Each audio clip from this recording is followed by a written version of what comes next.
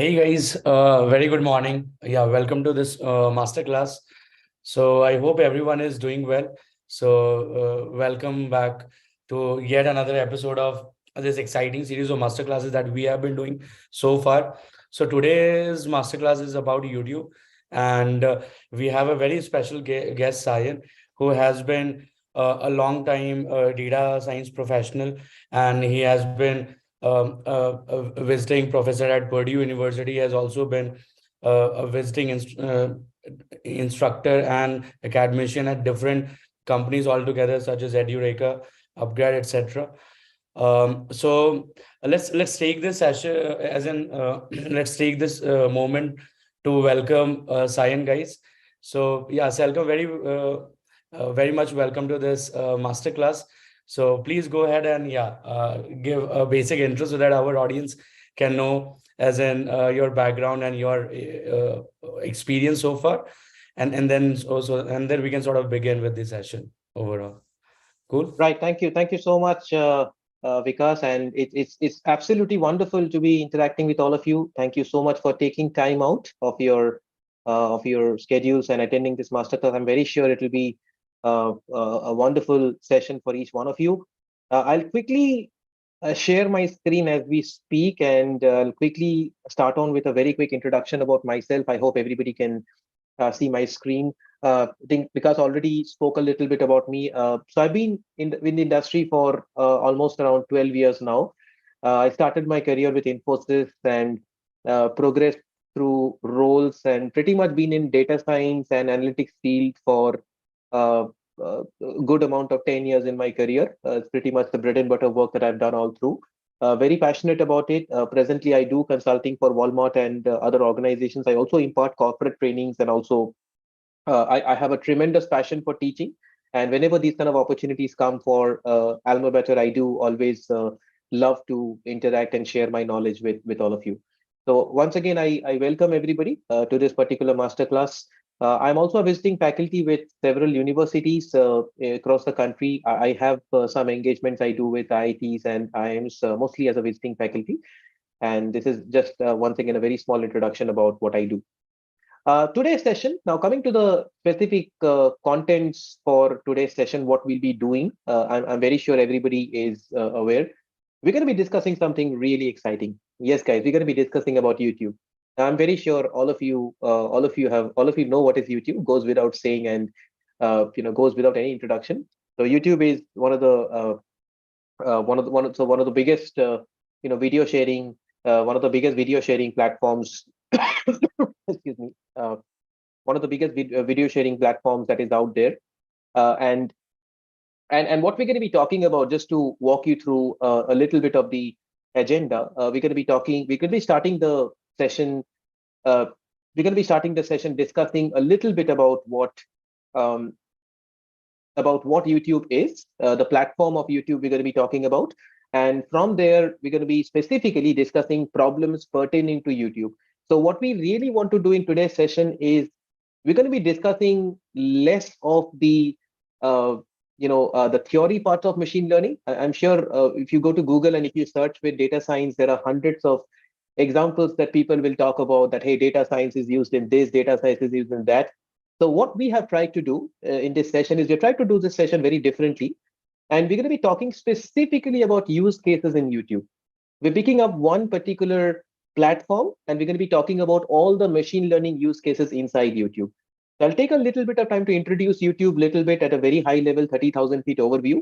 And from there, we're going to be talking a little bit about what is machine learning. A very, very quick 5-minute introduction about what machine learning is, I'll give you. And then we'll straight away jump into specific use cases that we solve in YouTube pertaining to machine learning. And we are talking about use cases like recommender systems, subtitle generation, some very interesting things like how YouTube looks at comments and tries to filter out, you know, uh, kind of abusive comments and all that creators want to filter out. We're going to be talking about specifically these use cases, and also look at some of the tech stacks and some of the algorithms that goes behind the scenes in implementing some of these use cases.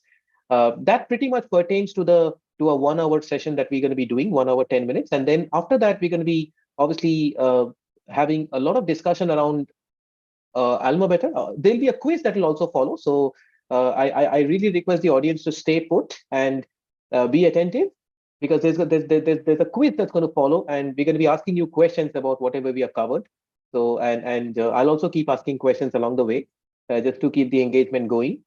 And finally, the last part of the program, we're going to be getting into talking about AlmaBetter, what AlmaBetter is all about, what we are doing very differently compared to a lot of other general programs that you see out there. What is different and what is unique about AlmaBetter? I think Vikas will be the person who will be walking through that towards the end. And finally, we'll do a lot of Q&A. We'll keep a specific slot towards the end where we'll talk about Q&A. I'm very sure people will have lots of career questions as well, that you're in this domain, you're in that domain. How can I get into machine learning? And I'm from this particular domain. I've worked in this company for 7 years. I want to do this. We're going to be taking up all those career questions right a little bit towards the end. And that's how we're going to be pacing the session. I just wanted to set a little bit of an agenda with everybody. I hope all good. Everybody's all of you are set, and I hope you're good to start. All right. So first of all, just to give all of you a little bit of introduction to the platform, what is YouTube? What are we talking about here? So what is YouTube all about, right? Let's see this. Okay. Now, so obviously, I think generally speaking, we're talking about a massive video sharing platform. And just to run you through some numbers, we are talking about 1.9 billion users. Right? If you just look at the human population, we're talking about 1.9 billion users who are logged into YouTube every single month. And they watch over 1 billion hours of video every day. Mind-boggling numbers. We're talking about billion hours of video every day. And every minute, creators are people who create videos, right? Creators upload 300 hours of video to the platform. So each and every minute, you're basically having 300 hours of YouTube video on the platform. You can already start to imagine that even if you set a goal that I want to basically go through the entire YouTube library for the rest of my life, you will not be able to, because in every minute you're talking about 300 hours of video content, which is impossible to go through. Okay, and this is one of the reasons, one of the core reasons where machine learning and AI actually helps you, because it's impossible to sort through each and everything. Like look at this homepage right now. See how beautifully designed this homepage is. Now we're talking about 300 hours of video that is being uploaded in the platform in the next 1 minute as we are talking. That's a mind-boggling number. And now the real key thing that YouTube is trying to do is how it's able to sort through all those videos that are being uploaded, rating it by quality, rating it by the probability that people will like it, rewatch it, and all those kind of things. How does it sort and sift through all those videos that are being uploaded, and how does it recommend the best videos for you? So this is one of the biggest use cases that we are talking about inside YouTube. So how we are able to go back and recommend the top videos. So whenever you open up YouTube, I'm already signed in. I'm already signed into the YouTube platform. You can see. So based on my watch history, and obviously I'm talking a lot about data science and AI. I keep watching a lot of videos on data science and AI generally, and you can see my homepage. YouTube will recommend me things on deep learning, things on AI, things on ChatGPT is creating a lot of waves right nowadays, right? You can already start to see how YouTube is recommending. So recommendation systems count as one of the biggest use cases that we are talking about at YouTube. If you come a little bit down, this is the entire homepage. Now, very interesting. I wanted to talk a little bit about this other use case also. YouTube also uses something called the trash classifier. It's very interesting. Now, it goes a little differently from recommendation system. Recommendation system is where you are trying to recommend the top videos for me, like based on, let's say, if I click on this particular video, if I click on Microsoft AI, a whole new way of working, Microsoft will recommend, or YouTube will recommend the other videos that I might want to watch. This is purely based on recommendation system. Now, if you just go by the numbers that I told you a while back, 300 hours of video uploaded every minute. Now, how does YouTube ensure that the most relevant content is being shown? So YouTube also uses something called, something specifically called the trash classifier, where they basically have an algorithm that is used to identify that which videos classify as trash. They actually call it a trash classifier, very interesting. And they look at the different attributes of the video and they try to figure out that what is the probability that users will watch it. Because imagine that, just picture a scenario that you click on a link and somebody takes you to a website, and the homepage of the website does not look that appealing. If the homepage does not look that appealing, you will never stay there, right? So there is a huge incentive and a huge amount of investment that YouTube has done to ensure that when you first go to the landing page of YouTube, they show you content that makes you want to stay there. So even to the point of the captions and the point of the cover pictures that you see, creators can oftentimes choose the cover pictures. Even YouTube will also go to the extent, and they actually do that. They also go to the extent of recommending and predicting the cover picture for you. Okay, just a minute, guys. I think I'll change my camera. Just a minute, guys. I think this is a different. Just a minute, please. Okay, I think this is a better quality video I'm getting. Sorry, I was on a different camera also. Sorry. Yeah.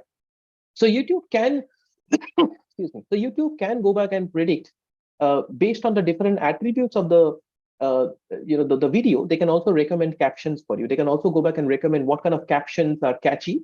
Something that even Netflix does. I'm sure Netflix is a more a more relatable platform for a lot of you. Even the movies that you see on the Netflix platform, even the captions and the cover pictures that you see, even that is decided by machine learning algorithms. Okay, so if it's an action movie, Netflix will use algorithms to figure out that, okay, when we show the cover picture like this, people are more likely to click. And if we go back and show the cover picture like this, people are less likely to click. They will even look at those kind of things as well. Very, very interesting. Technically, we also use something called A/B testing, hypothesis testing. All those are some of the technical things that are actually used to figure out how these things are done. Okay. All right. Now, okay. Okay. So now, what other use cases do we have? I'm going to be talking about the things in a bit more detail here. I hope all of you are able to follow through some of the general things we have seen. So point number one was the recommendation bit that we saw. Point number two was, okay, good pace. Okay, all right, wonderful. Okay, let me involve the audience. I thought the chat was not working all this while because everybody was silent. So that's good to see the chat is working. Let me involve the audience a little bit. Okay, I already gave you one hint. The hint was basically the most obvious use case that YouTube uses for machine learning, that is recommendation system, right? Um, recommendation system is what we saw, how YouTube recommends videos, how YouTube recommends the best videos, and how YouTube recommends even to the point of the best cover pictures. What is the other use case that people can think of? Let me involve the audience a little. Okay, let me just hear. Okay, good to see some interactivity here in the chat. Okay, anybody? Go on. More related content. Related content is very similar to recommendations, actually, Vishwajit. That is very similar to recommendations. So when I click on a particular video, YouTube will recommend other similar videos. Exactly how it happens, I will talk about. I'll talk about the tech stack and little bit of how it happens. I'll come to that. This is definitely recommendation. Very good. What else? Where else do you think YouTube uses artificial intelligence? And this is a platform that we all use. Okay, very good. Somebody has mentioned ads. Oh, that is wonderful. Abhijit is a YouTuber. I'm going to come to Abhijit just in a minute from now. I'll just come to Abhijit in a minute from now, because Abhijit is a creator, so he is already using some really incredible capabilities that YouTube offers to creators. We're going to come to that in a minute. Somebody mentioned about ads. Yes. Excellent. You know what, guys? Targeted ads. A lot of people have mentioned about ads. There is a tremendous amount of artificial intelligence that YouTube uses in the world of advertising also. Exactly. Like, see, oftentimes you have seen, let me just see if this is running properly. Oftentimes you have seen that when I play a video, if I go back and click on a particular video, YouTube will show me ad, right? Look at this. Okay, this is a different ad that came up. I think it was by, um, this is basically ads, right? So now hold on.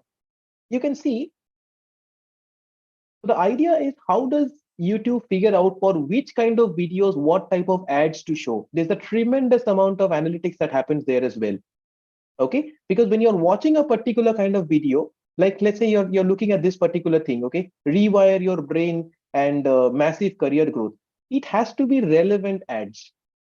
And YouTube actually faced a lot of backlash. And if I just take you back to the reason why YouTube made such investments is because companies, especially big organizations who were putting up advertisements on YouTube, they started demanding that YouTube be more accurate and be more targeted in the advertising. Because what started happening, if I have to give you one example, what started happening was there were certain videos that started coming up on the platform which were promoting racism, they were promoting, something like child labor and all those kind of things. And all of a sudden, on the right hand side, did an advertisement of Google coming up, or did an advertisement of AWS coming up, or did an advertisement of some, some Sen Botanica coming up, shampoo coming up. Okay. Now, obviously, on one hand, you're watching a video that is promoting racism, and then you pause that video and you see an advertisement on Sen Botanica. So it basically kind of means that that company is kind of somehow related to that video. So uh, companies, YouTube faced a huge backlash from organizations due to that. So the big organizations started requesting YouTube that, okay, please remove this kind of content. We will not be allowing you. So that is why the advertising has become extremely targeted right now. There's a lot of filtering that goes on in the advertising space as well. So how do you go back and look at a particular video, look at the different attributes of the video, and based on that, how do you decide what advertisement is relevant for that particular video? Excellent use case.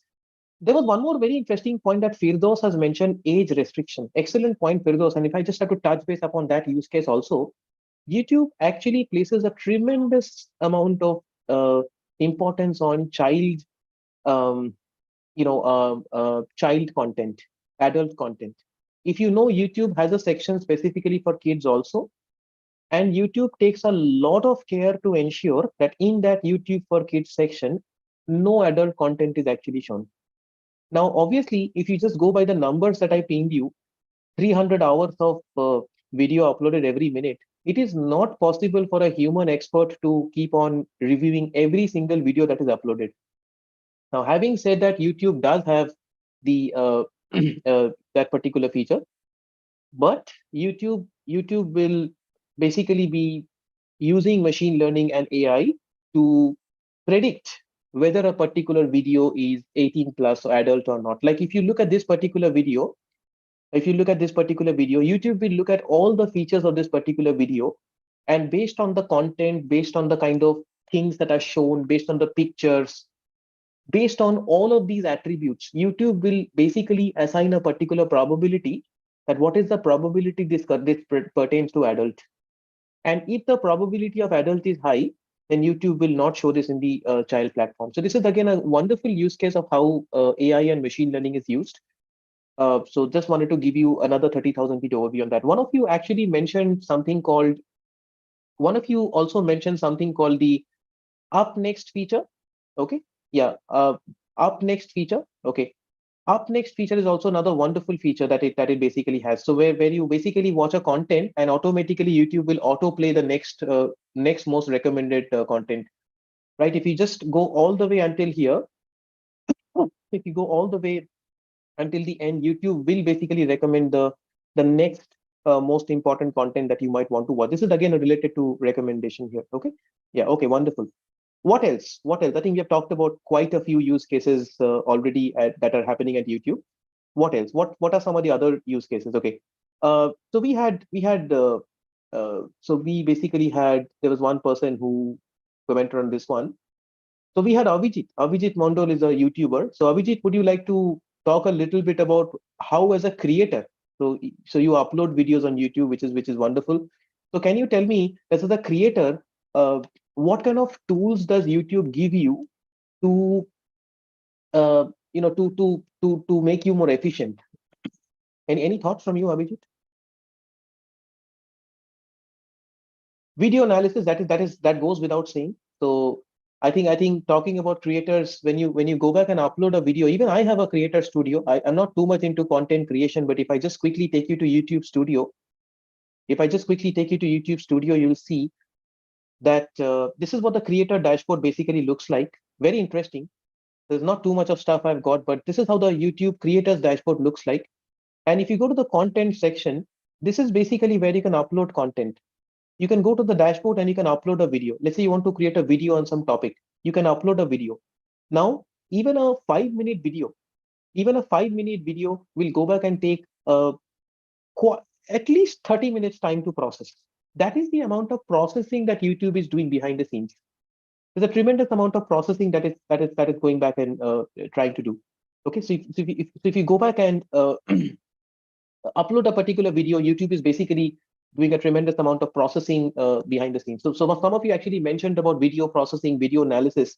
And if I just have to give an idea to you about what kind of processing they are actually doing, they're actually trying to look at the video and trying to figure out that, okay, what type of objects are present inside it, what type of images are present inside it, what type of audio content is present inside it, and things like that.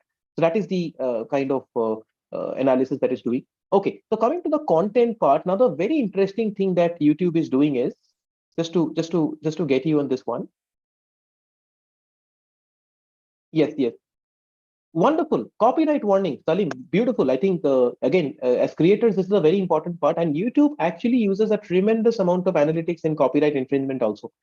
I wanted to show you a live example here. So I've got a couple of videos here, which I've also uploaded. I'm just going to give you a live example.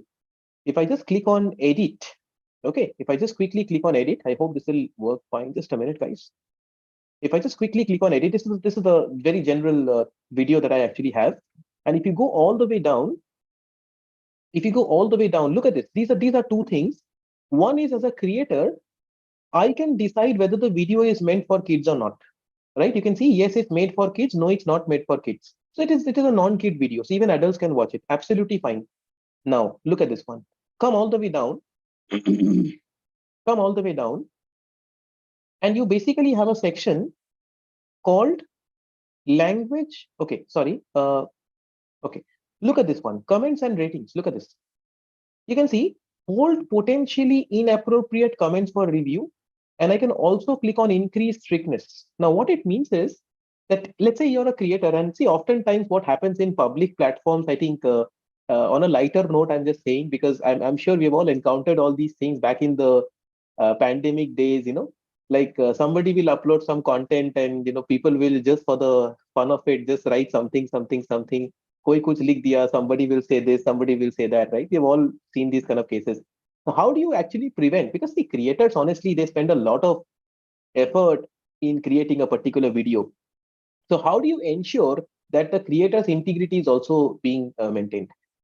Right? So you spend like 2 hours, 3 hours of effort creating a beautiful content video, and you upload that on the platform. And on that particular video, people are abusing. So that's a very bad thing for the creators also, right? So how does YouTube prevent that? As a creator, you can go back and you can specify. So you can go back and specify that hold potentially appropriate comments for review. And technically behind the scenes, what is happening is, next time a comment comes, and you probably would have seen that you can actually comment, but that is not being recorded publicly. So next time when you give a comment, YouTube is trying to predict what is the probability that the comment is an offensive comment. And if the probability of offensiveness is high, YouTube will automatically remove those comments from the video. Those comments will not be shown. This is a wonderful feature that creators get while uploading videos on the platform. And these are some of the things that you basically have. You can see, come all the way down. Okay, look at this, very interesting. Another wonderful thing that YouTube also has is auto captioning. Okay, they also have something called auto captioning. You can see, select your video's language and if needed a caption. So YouTube also does something called auto captioning, and also automatic chapters. This is again a wonderful thing that creators can use. You can see chapters and key moments make your videos easier to watch. And I'm sure all of you have encountered this, that whenever you hover over a video, this feature was not there before. Whenever you hover over a video, YouTube plays certain sections of the video. Now, there's a lot of machine learning that goes on behind it. Previously, how this used to happen? Previously this used to happen in exactly. So you can actually you can delete bad comments in even in live streaming it can be done. Salim, just to clarify, even if you're starting a live streaming session on YouTube, also it can be done. These are things that can potentially be done. And I think these are again wonderful things that because the entire live session We are talking about tens of thousands and millions of people joining from across the world. And imagine all of these, big influencers who come and, let's say, give out a particular talk about a particular topic, or talk about something, or do a vlog. You're basically flooded with comments on chat. Now somebody pings something, somebody starts a sensitive topic, some political topic, some racist topic, and the entire discussion flows around that. So YouTube, even in the live streaming engagements, they have this particular feature on automatically deleting these kind of comments. Okay, all right. Automatic chapters, once again, another great use case, because manually it is very difficult for creators to do these kind of things. Normally, how it used to happen previously was creators will manually go back and select thumbnails that they want to show, but YouTube automatically suggests captions here, and you can actually go back and enable some of these features. So these are some of the general things I wanted to talk about. There's a whole lot of other things we also have. You can go to comments and you can see what kind of comments people have done. And some of you actually mentioned about comments, and you can actually see that. Uh, so one of you actually told me that's sir, you can manually delete comments. Yes, you can. As a creator, YouTube will go back and give a section called held for review. So whichever comments are classified to be offensive in nature, YouTube will basically save here. And now as a creator, I can go and one by one, I can. So this is one of the great things about artificial intelligence. We are not saying that AI will replace human beings. You can see in this case, it is not that AI has completely replaced the creators. It is not that YouTube is taking decisions for itself. No, but one of the things that AI has done for us, if you look at all the use cases, be it a YouTube, be it a self-driving car, be it a uh, be it an X-ray screening facility in hospitals, be it a credit default fraud detection. AI has not replaced human beings. AI has basically made our jobs easier. They've made us more productive. They've made us more efficient. And this is one of the things I would like you to understand as we get a little deeper into these respective topics. Now, I know I've been using the term machine learning for quite a while, and I wanted to first of all talk a little bit about what machine learning is. So, what we have done until now is we've basically gone through what is YouTube. We have seen some of the some of the general use cases at a 30,000 feet overview about what YouTube does. In the process, we have seen something called video recommendation. Some of you I know have joined late. Just wanted to recap a little for people who might have missed out until now. So we have seen something called video recommendations, which is one of the most talked about use cases of YouTube. How YouTube recommends you the best videos, just the same way that Netflix does it and Spotify does it and all that. We talked about search results. We talked about advertising. So based on something that you see on YouTube, how YouTube recommends advertising. So how YouTube is placing the most relevant ads on those particular videos, because organizations want the biggest money for their buck. See, I spend a lot of money on advertising. I don't want my advertisements to show on some random videos. So we are paying YouTube to ensure that my advertising, whatever money I'm paying you for, whatever advertising I want to do, my advertising reaches the right audience. Okay. See, I'll give a simple example. Let's say, for example, Sen Botanica shampoo. Okay. I'll give a simple example. Now, you're watching a video on data science and machine learning, or upar se Sen Botanica shampoo, somebody gives a video. Now, what is the relevance, guys? Tell me. It's not at all relevant. It's a waste of money for Sen Botanica, right? So that is what I mean by targeted advertising. See, you come prepared and you're learning deep learning and this, that, mathematics and all that you're learning. All of a sudden, what happens? There is an ad that comes up which shows Sen Botanica shampoo. Or it shows some other, hey, you want to take a trip to this place, some TripAdvisor ad. It's a completely irrelevant ad. That is what we mean by targeted advertising. Can I look at what kind of video content we are showing? On the basis of the video content, can I predict more accurately what kind of ads I want to show at that point in time? And YouTube has made huge investments in that space as we speak, because their entire revenue, much of their revenue is based on advertising.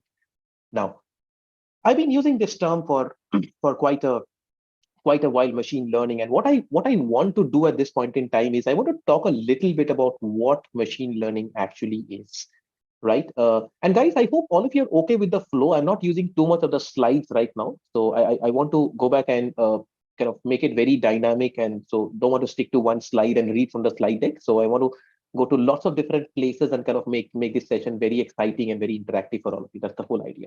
Okay, now let's get a little deeper into what machine learning actually is.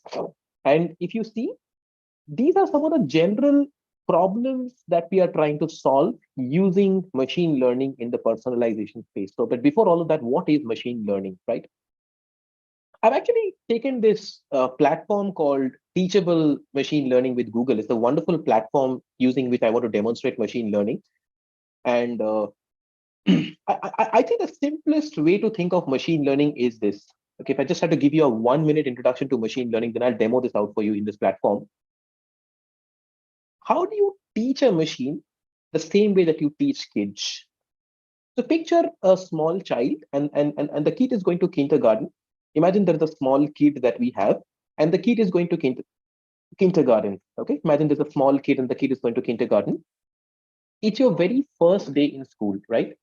So it's your very first day in school. It's your very first day in school, and you're basically learning different types of fruits. You're kind of trying to learn different types of fruits. And on the very first day in the school, the teacher is teaching you that, hey, fruits like this are called apples. Fruits like this are called apples. And fruits like this are called bananas.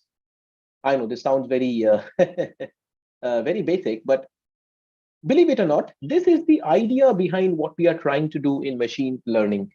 Machines learn the same way kids learn from lots and lots of example data, right? So machines learn the same way that kids learn from lots and lots of example data. So I show the kid lots and lots of XY combinations or so-called input-output combinations. So on that particular day, the kid goes to a kindergarten and the teacher is showing the kid different types of fruits. Hey, fruits like this are called apples. Fruits like this are called apples. And fruits like this are called bananas. And the kid is learning the examples on the basis of whatever data I have given it. The teacher is telling the kid that, hey, this is what is an apple. This is what is an apple. And this is what is a banana. And next time I show you a new kind of fruit, can you tell me what that fruit is called? And that's the simple idea of what we are trying to do in machine learning. So obviously, if I go and so let's say this was a very small class that we had, and the teacher basically taught about three different types of fruits. Let's say apple, and banana, and the kid learned the patterns. And tomorrow, next day, the kid comes back to the classroom, and the teacher is showing, hey, what is this particular fruit called? So what will the kid answer? What will the kid answer? Apple, right? It will be apple because the kid has learned the patterns that okay, this is also called an apple, right? So because the kid has learned the patterns from yesterday. Now, can somebody answer this question? I'm asking a bit of a tricky question. I know this is a bit of a technical question I'm getting into. Can the kid answer this? Question for all of you. Can the kid answer this? This is what the kid has learned from yesterday, mind you. It was a very small class that the kid had yesterday. The teacher taught the kid that, hey, these fruits are called apples, these fruits are called bananas. What will the kid predict for this third fruit? Okay, we are seeing people are saying it's apple. Sanjeev says apple. Okay, well, uh, it's a problem. It's a problem. It'll try to take the nearest guess. Mind you, the kid doesn't know what is a mango, by the way, and neither does the kid know what is the guava. You've taught the kid only two types of fruits, either apples or bananas. That is all the kid understands right now. So all that the kid understands right now is that okay, fruits like this are called apples, and fruits like this are called bananas. The kid does not know what this particular kind of fruit is called. So if you show the kid this particular fruit, the kid doesn't know what this particular fruit is called. So this is again a very important thing about machine learning. Again, machines learn the same way kids learn. If you show the kid this particular fruit, the kid is now confused that, hey, yesterday I saw something very similar, but the color was red and it was an apple. That's what the teacher taught me yesterday. I remember that. I also saw something which was a little cylindrical in shape and it was a little tall, longer, and it was yellow in color. It's called a banana. That's what I remember from yesterday. That's all I know right now. Now you show me this. This is something different. It's a new problem. The machine is confused, but it will try to take the nearest guess out of what it has learned. The kid it doesn't know anything else. It's just a new kid born into the world, you can say. So now the kid will try to take the nearest guess. So based on the features, the kid will probably try to predict it's also called an apple. But this is a very interesting thing that whenever we always try to train the kid with as much data as we can. So if you really want the kid to learn these kind of patterns, or if you want the kid to be able to accurately predict on these kind of patterns, then on the training data, whatever data that you use for training, on the training data, you have to go back and use those examples also. So in the world of machine learning, we call it training data. This is the data that we basically use for training the model. So next time when the class happens tomorrow, what the teacher will do is the teacher will even teach the kid that, hey, fruits like this are called green apples. Fruits like this are called bananas. Fruits like this are called apples. Fruits like this are called green apples. And the more examples that you use to teach the kid, the more examples that we can use, the better the quality of your model, the richer the model. And next time I give a new example, the kid will be able to more accurately predict what that new fruit is called. Now, let's look at a small example. Let's make it a bit more fun. Let's make it a bit more exciting how this happens. And I'm gonna quickly turn on my um, um, webcam. I think wonderful question, Siddharth. I think you probably might have heard about some of the work that Elon Musk is doing in the HCI space, human computer interaction space. And I think you might have read about some news stories where we can actually use machine learning and AI to look at the brain signals and use that to predict a person's thoughts and the person's dreams. Now that's Neuralink exactly. I think that's probably if we can make it work, then that's going to be wonder. So the idea is very similar actually, where we can look at the brain signals and try to predict a person's thoughts and the person's dreams and all that. And it's made a lot of progress as well. All right. Yeah, yeah. Good. Now let's get started. Let's get started here. Let's see. Okay.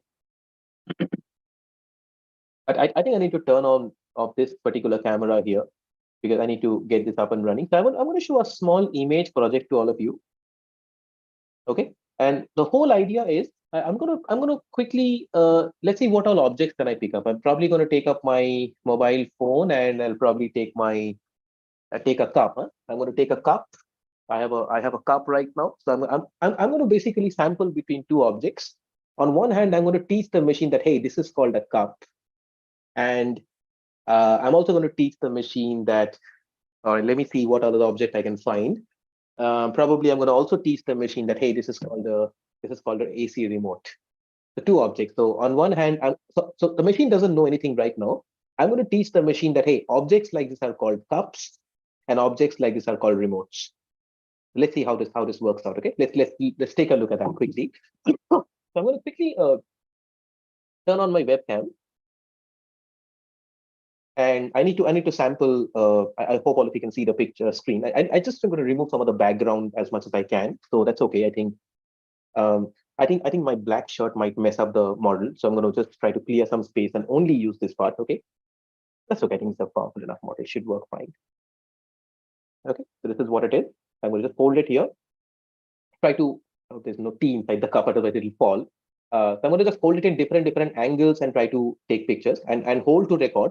Hold to record. So let me do this one. See how it is. I'm trying to hold it in different angles. See 152 image samples is got right now. There it is. So we've got 277 image samples. That means these are all examples of cups. I've shown the machine examples of different cups. Can I show it a different kind of cup? I think I've got a black cup also in the room, so I can probably use this one and this one as well. So whenever I see, okay, it might actually mess up with my black shirt now. So whenever I see something like this and something like this, it's a cup. Look at this. There it is. So I taught the machine basically about what cups are.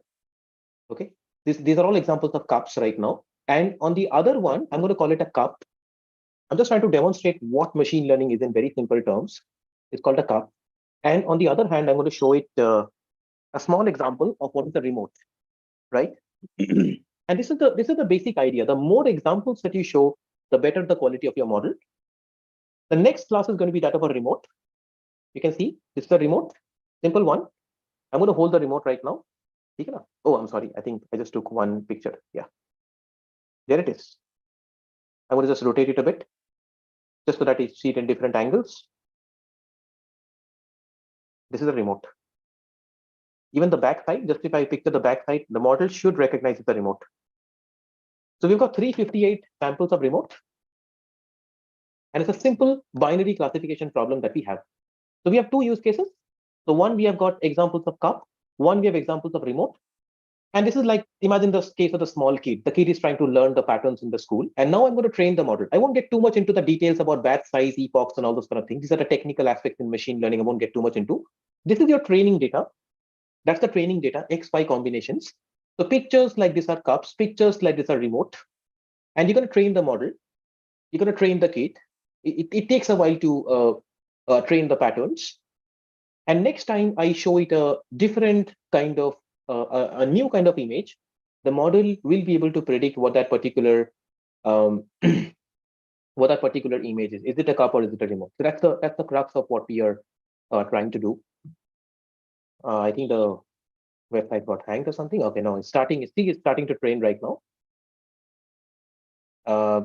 02. Okay, just gonna wait for hardly a second here. I just close my video for a minute because just want to ensure it doesn't tamper with the webcam here. You can see this is the training. This is the time it takes to train the model. It can be much more. Machine learning models can typically take hours or even days or even weeks or even months to train. You might be surprised, but there are cases of machine learning models with more advanced pictures and all, which might even take months to train. It's a simple use case. And after this model-based training is complete, next time I show it a new picture, okay, this is complete. Now you can see my webcam will start now again. And I'm going to get my, see right now there's nothing. You can see this is actually nothing. And if I hold the cup, the model says it's the cup. There it is, perfect. I'm going to hold the black cup right now. So this is the cup. Okay, I hope you can see the output at the bottom right section. When I hold it, it's a cup. Whichever way I hold it, the model still knows it's the cup. Because see, I've taught it with lots of example data. So the model still knows it's a cup. And even this is the cup. It's a little bit confused, but it is still able to reasonably understand it's a cup. Okay, and if I hold this one, it's a remote. The simple use case of what we are trying to do in machine learning. Even if I hold it like this, the model still knows it's a remote. Now, if I show it cup and remote, it might be a little confusing. So these are some of the challenges in machine learning where you hold both together. But I hope people right now have a pretty good understanding, especially for the beginners that we have in the audience who have no understanding of machine learning right now, how simple the concept of machine learning actually is. Right. So all that you're trying to do is you try to take lots and lots of example pictures, and you teach the machine that that that pictures like this are cups, pictures like this are remote. Let the machine learn just like how the kid learns. And next time I show it a new kind of picture, the model will predict that, hey, I think this is a cup or this is a remote. So this is what we are broadly trying to do in machine learning overall. Right? I hope this is absolutely clear. And now I'm going to try to relate this idea to all the use cases that YouTube that we discussed. I'm going to try to relate the same idea with the use cases now. Talk about things a little bit more technically over the course of the next 15, 20 minutes. And that's how we're going to pace this out right now. Just in case people want to try this out, here goes the link. Everybody can experiment. If you want to demonstrate this, it's just something for for people to try out. It's not my work; it's Google's work. So kudos to Google for that. We are in fact discussing YouTube also, which is a Google company, Alphabet company. Okay, all right. Now let's move on. Let's get going. Okay, so now let's get into the specific use cases here. How does YouTube use machine learning in the personalization space? What is it doing? What kind of problems are we trying to solve in machine learning? And this is a very important thing. Whenever we talk about data science, understanding the life cycle of data science is actually very important. So before you even jump into the problem, this is an extremely important thing to understand. What is the typical life cycle of a data science project? What are the different things that we do? And one of the most important things that we do in a typical data science project is we try to frame the problem We try to figure out what type of problem we are trying to solve, and we also try to figure out what type of data we try to access, what data we have to access. Okay. So frame the business problem, figure out what type of business problem we are trying to solve. So define the problem statement, access the key data sources to solve that problem, and then you go back and solve that, get the data, and then you go back and do a data wrangling, data pre-processing, and then build the model. So these are the different steps in a typical data science or machine learning project. Just to recap a little bit once again. First thing first, what you do is you frame the business problem.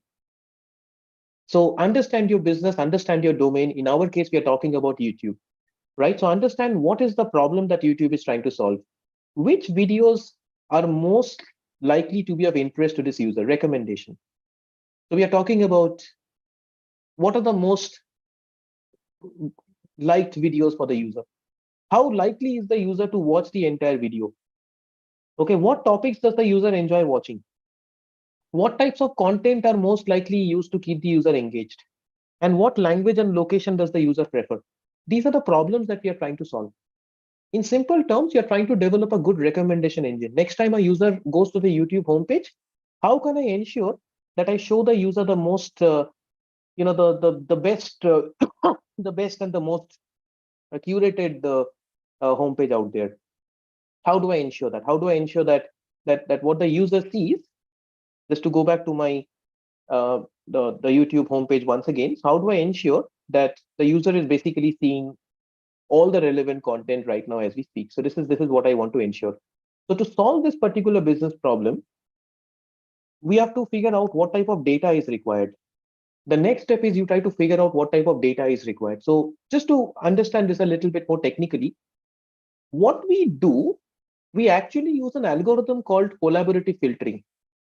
Okay, it's a bit of a technical term I'm actually using. So there are many different algorithms that we use in the world of recommendation system. So specifically, the problem that we are trying to solve once again is recommendation. And there are many different there are many different algorithms that we use in the field of recommendation system. And one of the most popular algorithms that YouTube actually uses, Akshay, I'm going to come back to that question a little while later. So anything which is a little out of the box, I would request you to please put it on Q&A so that we can tailor the conversation better. There's a pickle file and all that. We can come to that later. Okay. So what we go back and do is we go back and try to we go back and try to use something called a collaborative filtering based approach. Exactly. So we go back and use a collaborative filtering based approach. These are different types of recommendation systems that are actually used, and there are multiple different types of models that are actually used in practice. The most basic type of recommendation system that we have is called a popularity based recommendation model. What is the popularity based recommendation model, guys? I'll give a simple example to you. Okay, what I will do right now, I'm going to sign off from YouTube. See, right now I'm signed into YouTube. Okay, see, I'm signed into YouTube right now. What I will do is I'll go to my Edge browser. I'm going to open up a different browser right now. Okay, go to my Edge browser because I'm not logged into YouTube in Edge. Okay, I'm going to quickly open a private window. Open up a private window. This is a new in private window I'm opening up right now. Okay, and I'll quickly open up YouTube from here. I'm going to quickly open up YouTube from here. What you are seeing right now is I'm not signed in, but even though I'm not signed in, YouTube will still show me recommendations. YouTube will still show me recommendations despite me not being signed in. This is what we refer to as popularity based recommendation. And this is exactly what I was talking about. Like even without having any user information, user will still continue showing you recommendations. See, otherwise people will leave the platform. No, you can't tell YouTube that, hey, you have to sign in only, then we'll start showing you videos. That is something we cannot do, right? Yes. Chandu has used a slightly more technical term called cold start problem. It's called the cold start problem, actually. It's a cold start problem. So popularity based recommendations do not suffer from a cold start problem. That means even if we do not have user historical data, we can still go back and make a recommendation to the users, primarily on the basis of the location, on the basis of the trending videos. Right now, you can see in India, these are the most trending videos in my location right now. Okay. And you can look at the kind of videos that people are playing. I wanted to give you another very interesting example. I'll quickly turn on my VPN, okay? See, I've got my VPN. I'll quickly turn on my VPN. And I think this is going to connect to Singapore. Let me just quickly check. Let's see what YouTube is.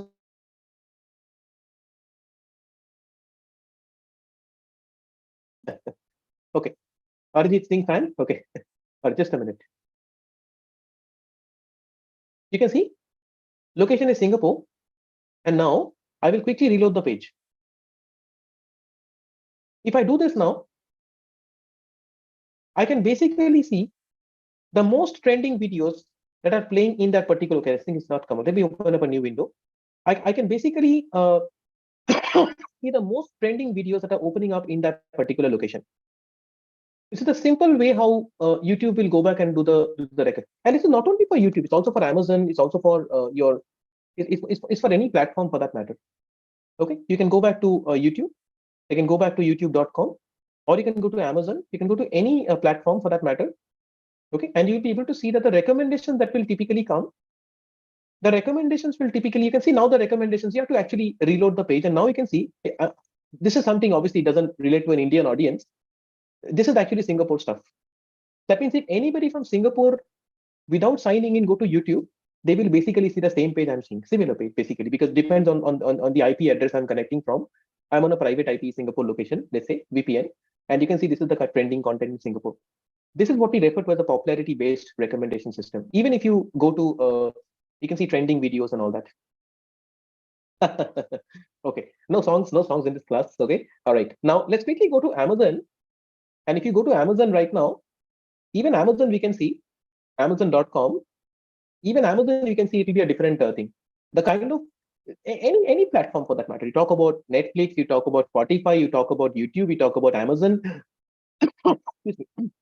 Even without signing in, even without the sign-in information, the platforms will still show you content on the basis of this. And this is what we refer to as popularity-based recommendation system. Just wanted to give you a little bit of a rundown. The next kind of recommendation system that we have is something called content-based recommendation system. Now, what is the meaning of content-based recommendation? Content-based recommendation basically refers to recommendation purely on the basis of the content. It is almost like saying that you watch a particular video on YouTube, and YouTube, exactly, features based, and YouTube recommends you content purely on the basis of the features. So YouTube will recommend you content purely on the basis of the features. As I told you, this is popularity based. Okay. And popularity based applies in other use cases also. We can talk about Google News, maybe a slightly different example if I give you. This is also popularity based. Now, content based is basically a kind of recommendation where we are doing recommendation purely based on the content. Only on the basis of the content we are giving you recommendations. Exactly. So it is looking at the, let's say if we talk about a particular YouTube video. YouTube will use its own video analysis software, and YouTube will basically figure out what particular features does that particular video have. And if I give you a very small example of this thing, let's say we look at a particular video which is recognized and identified by video ID, and we look at something called the video runtime, and we'll also look at something called a genre. Genre means what kind of a category the video belongs to. So you upload a particular video on YouTube, and YouTube will automatically figure out, obviously, what is the runtime of the video and what is the genre of the video. It will look at a whole lot of other features also. I've just kept it very basic right now. So this is video one. Runtime 20 minutes and genre is, let's say, equal to education. Education is the kind of data science videos that we are also kind of talking about in YouTube. Okay, education. And let's say there is one more video which is runtime is 22 minutes and also an education. So these are both very, very similar genres. Category 3 will be, let's say a 5-minute video, but this is a vlog. Category is basically a vlog. So you can already start to see, this is what we refer to as content-based recommendation, where YouTube will have a huge repository of videos. They will have different features of the videos. What is the runtime and what is the genre of each and every video? And next time the user watches a particular video, YouTube will recommend other similar videos based on the features. So if a user is watching this particular video, YouTube will recommend this other video to the user. And this is what is happening in content-based recommendation. Happens in Amazon also. Amazon, let's say you're searching for a particular phone, Amazon will recommend other similar phones to you. Okay, so what is the idea in the case of Amazon? They will look at the features of the phone. They will look at what is the RAM of the phone, and let's say uh, what is the CPU or the processor of the phone, something of that sort. They will recommend you mobile phones, similar mobile phones on the basis of specifications. If you're searching for something in the range of F23 5G Samsung, then Amazon will also recommend M13 5G. So they will look at the RAM and CPU. One RAM is 6 GB and CPU, let's say, is whatever. I think this is a processor. Sorry, camera megapixel we can talk about. Camera megapixel is 20, 30 megapixel. And another phone, the RAM is, let's say, 6 GB, and the camera megapixel, let's say, 32. So these are both similar phones on the basis of the features. And that is what we refer to as content-based recommendation overall. This is what we refer to as content-based content-based recommendation. Okay. What is the problem with content-based recommendation? So all good, everything is perfect. I think also works very beautifully for movies. I think IMDb also has a very similar feature. You might know IMDb, where you yeah, I think the voice is breaking because my VPN is connected. Let me disconnect that. Sorry, just a minute. Just a minute.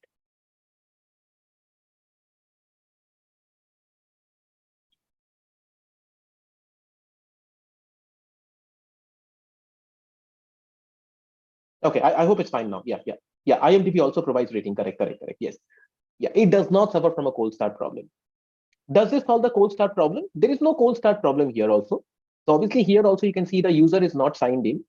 Even if I'm not signed in, the platform will still recommend similar videos for me. Okay, so you can see that even if I'm not um, even if I'm not signed in, the platform will still recommend videos for me. So you can see that despite not having the user information, it will still keep recommending me content on the basis of the features. So this is what we refer to as content-based filtering. Finally, the other kind of recommendation engine that is the most popular and that is being used in a big way at YouTube is something called collaborative filtering. Collaborative filtering is a kind of a recommendation approach where we are looking at the user interaction information. This is the kind of algorithm. These are all different approaches and algorithms to recommendation. So collaborative filtering is a specific type of recommendation engine where we are trying to recommend users on the basis of their past history. Exactly. Sign in is a must, and this suffers from a cold start problem. Popularity based, generally I can show. Content based, I can look at the features of the video and I can recommend similar videos based on genre, runtime, region, right? But in collaborative filtering, I will have to look at the user's past history.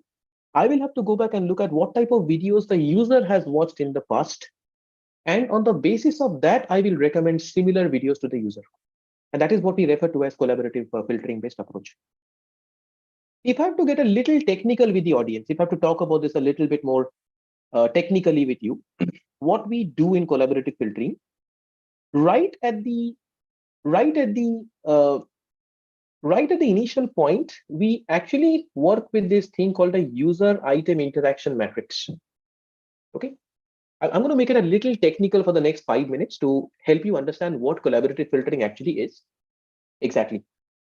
We actually try to create something called a user item interaction matrix. Everything basically drives from here. Sorry, excuse me. All of you can see the screen. And what we try to do in this particular matrix is we list out all the users along the rows. Users are basically the billion plus users in YouTube that we have. I'm going to keep it as just a random number. And we get a list of all the items along the columns. Items are nothing but the videos. And what are the values that we are going to have? The values are nothing but the watch hours. And YouTube uses watch hours as a huge indicator in terms of deciding whether a particular video is good quality or not. They use other metrics also, but generally what YouTube uses a lot to decide whether a particular video is a good video or not is watch hours. Because see, I think watch time is a very general standard, because if people are watching the video a lot, that means that number kind of tells you a little bit about the video is a good video. I know it's not always the perfect metric. I know people might think, okay, influencers will promote their videos, this, that, but I think the model works a lot on the wisdom of the crowd effect. You can't fool everybody. We're talking about a billion users, and if something is generally good, it will work. It might become viral for a short period of time. YouTube also has algorithms to keep that in check. By the way, just in case you don't know, a lot of machine learning gets used in that space also. If somebody tries to kind of game the system, and there are methods there also. We call them shilling attacks and all those kind of things are used. If somebody tries to use game the system and tries to beef up the ratings and beef up the watch time of a video, YouTube has systems and AI in place to tackle that also.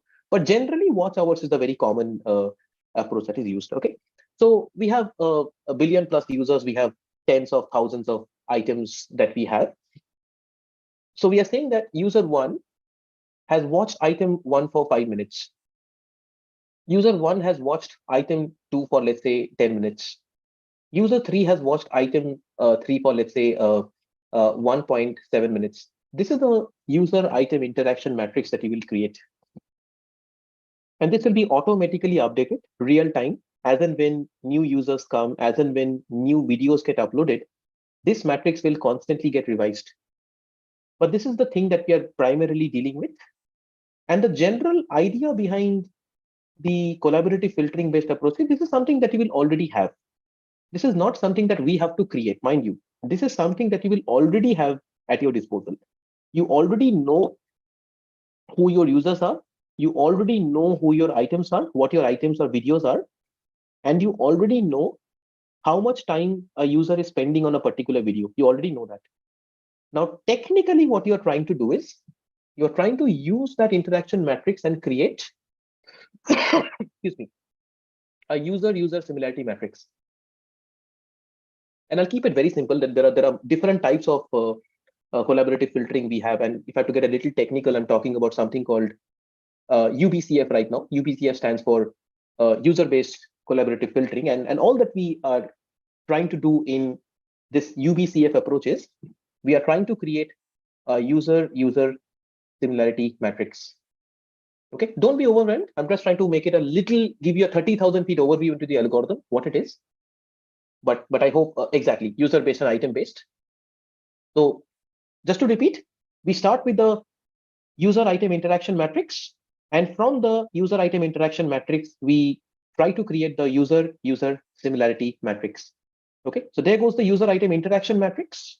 And from this interaction matrix, we are trying to create the user-user similarity matrix. And so, for example, you can see along the diagonals, the values will be all equal to 1. Why? Because user 1 and user 1 are very similar.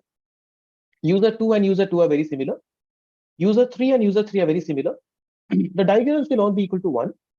And now we are trying to figure out these numbers. So for example, if you have a situation, let's say where user 2 also has watched item 1 for 4 minutes, item 2 for 9 minutes, and item 3 for, let's say, has not watched item 3. Let's say as an example, user 2 has watched item 1 for 4 minutes, item 9 for item 2 for 9 minutes. Other videos watch time is also very, very similar. Then we can say, if I just do a distance calculation between these two vectors, if I look at the distance between the user 1 and user 2 vectors, I will see that they're very similar users.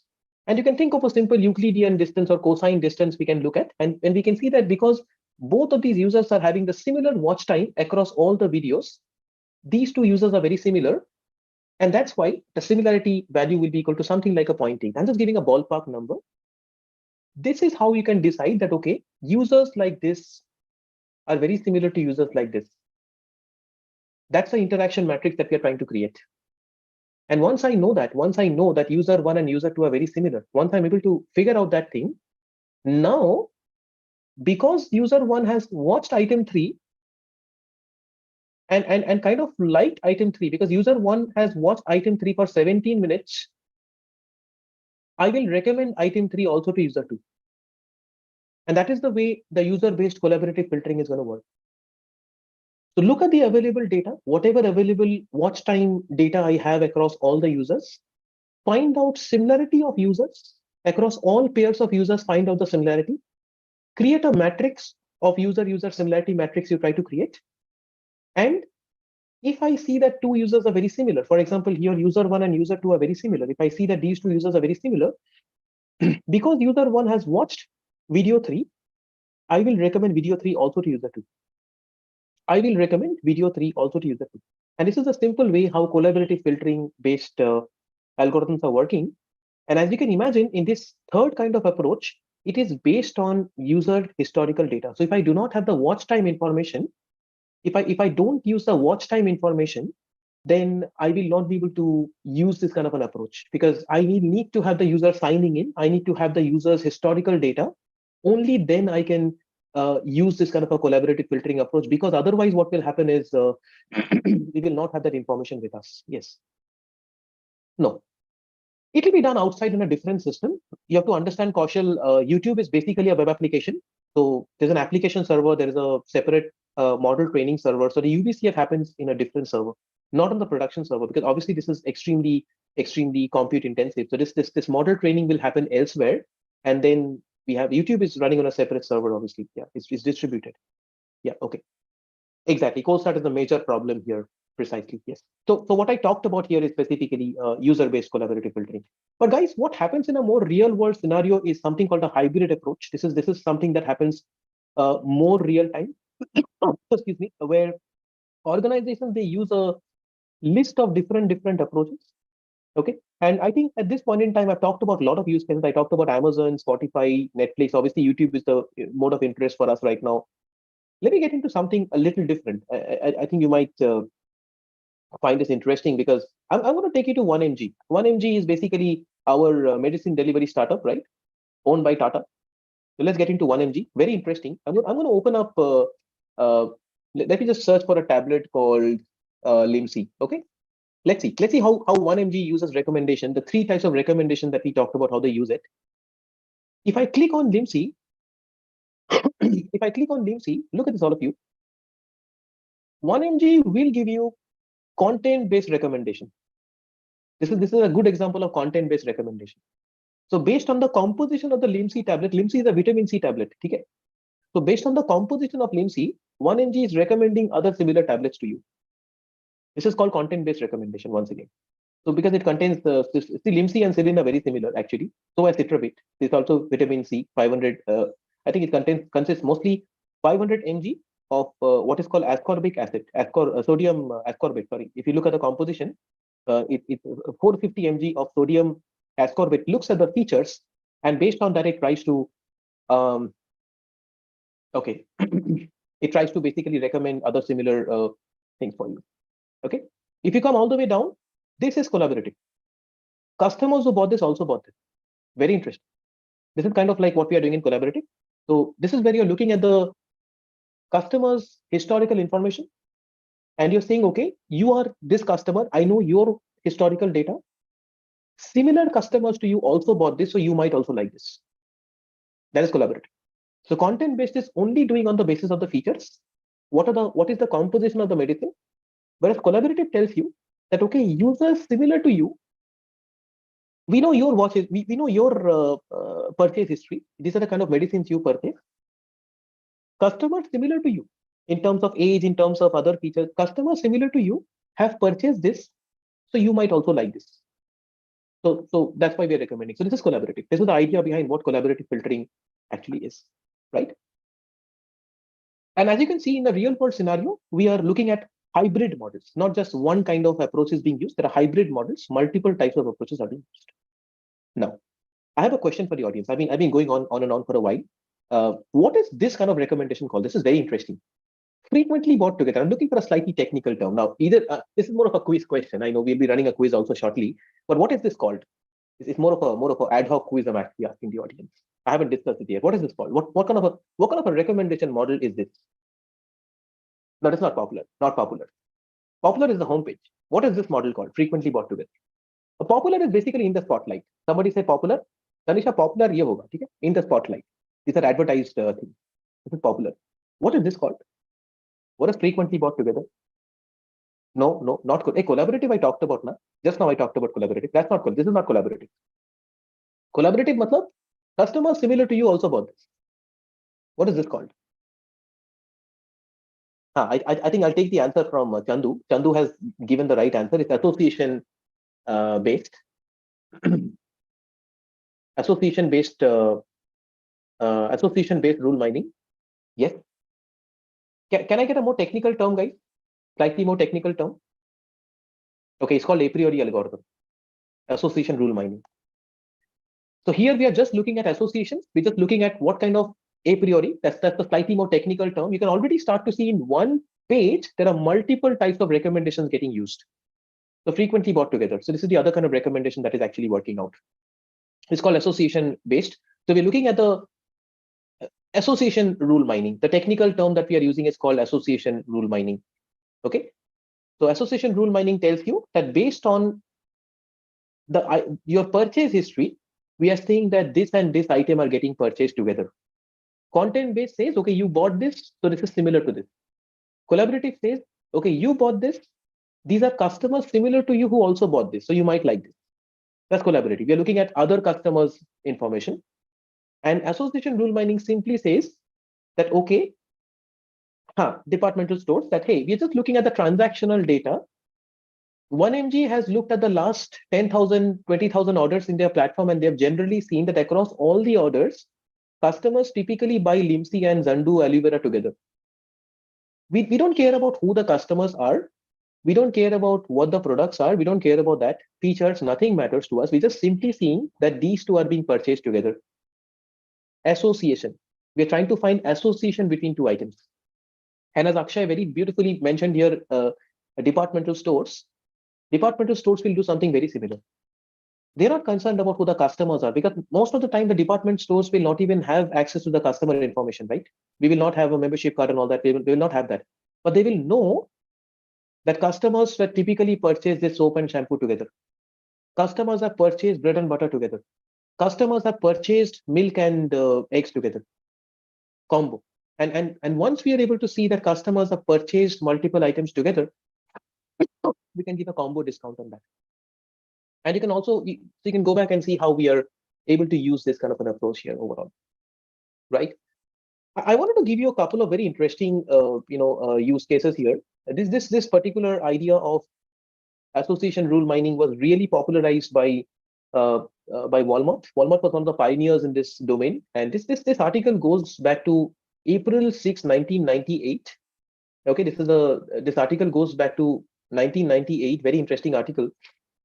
Exactly, they actually found that customers who buy beer also bought diapers. Now, obviously, so what they did was they looked at the historical data, and they typically found that around midnight, the sales of these two items were going together. The people, whenever they bought beer, they also bought diaper. Makes no sense. Initially, it made no sense for the organization why it's happening, but they eventually tried to figure out the association, and they tried to put these items together in the shelves. You can see that capitalizing on the discovery, the store placed the disparate items together, and the sales zoomed. So this is a very interesting way how department stores, as one of you mentioned, are using association rule mining, where they are trying to figure out that, okay, these items are being purchased together. It's simple count based, simple probability. If you want to think of it mathematically, we are simply talking about 100 orders. And out of 100 orders, there are maximum percentage of orders where these two items are being purchased together. Okay. Once I know that these two items are being purchased together most of the time, I will club them together and I will basically put them in one rack. I will club them together and put them in one more rack. And that's a simple way how association rule mining or this particular thing will actually work out. Okay, this is a simple use case I wanted to share. So again, the key takeaway from this particular approach would be that we are looking at primarily a hybrid kind of a recommendation model in practice. So in practice, whatever recommendation systems we are using, whatever we are doing, we are always using the hybrid kind of a recommendation system. Okay, this was just to give all of you a little bit of idea about the world of recommendations. I think enough of recommendation. Let's get going. Let's see some other use cases in this particular space. And this is pretty much the general architecture and the stack that YouTube uses in personalization. You can see they generally use two different stages. This is right from the Google AI blog that we have taken. You can also take the link and you can Google it out also. This is right from the YouTube's blog, where they use the entire video corpus. Millions of videos are being taken. And first, what happens is candidate generation. It's a two-stage process. First, we use something called candidate generation, where we try to select the best videos based on the user's preferences. And then we go back and we do ranking. So two types of things are happening. So first, the candidate generation. So some things we are filtering out then and there itself. And then out of those candidates, we are narrowing down millions to only hundreds, which we are ranking now and getting it to dozens. You can see how the filtering is happening. From millions, we bring it down to hundreds. These are the most recommended videos. And out of the recommended videos, now we are ranking based on video features. We are ranking based on what kind of videos the user typically likes, what kind of things we will show on the homepage. And now we will bring it down to dozens. These are the dozen videos that you will see on your homepage. Candidate refers to, I would say, possible models, possible videos. Because YouTube has a repository of millions. Now, if you go to the YouTube page, can you see million videos here? Of course not. I'm not seeing a million videos here. So when I refresh the YouTube page, YouTube has basically shortlisted a few hundred videos to show me. Of course, if I search, I will see anything. But YouTube has shortlisted a few hundred videos for recommendation. That's it. If I click on this video, once again, YouTube has shortlisted a few hundred videos for recommendation. This is a few hundred videos I'll basically have. If I keep searching, a few hundred videos in hundreds or maximum in a few thousands I'll get, right? Now, out of these 1,000 videos, which ones will come on top? That is the part where the second kind of the model is getting used. Which ones will basically come on top? Okay, all right.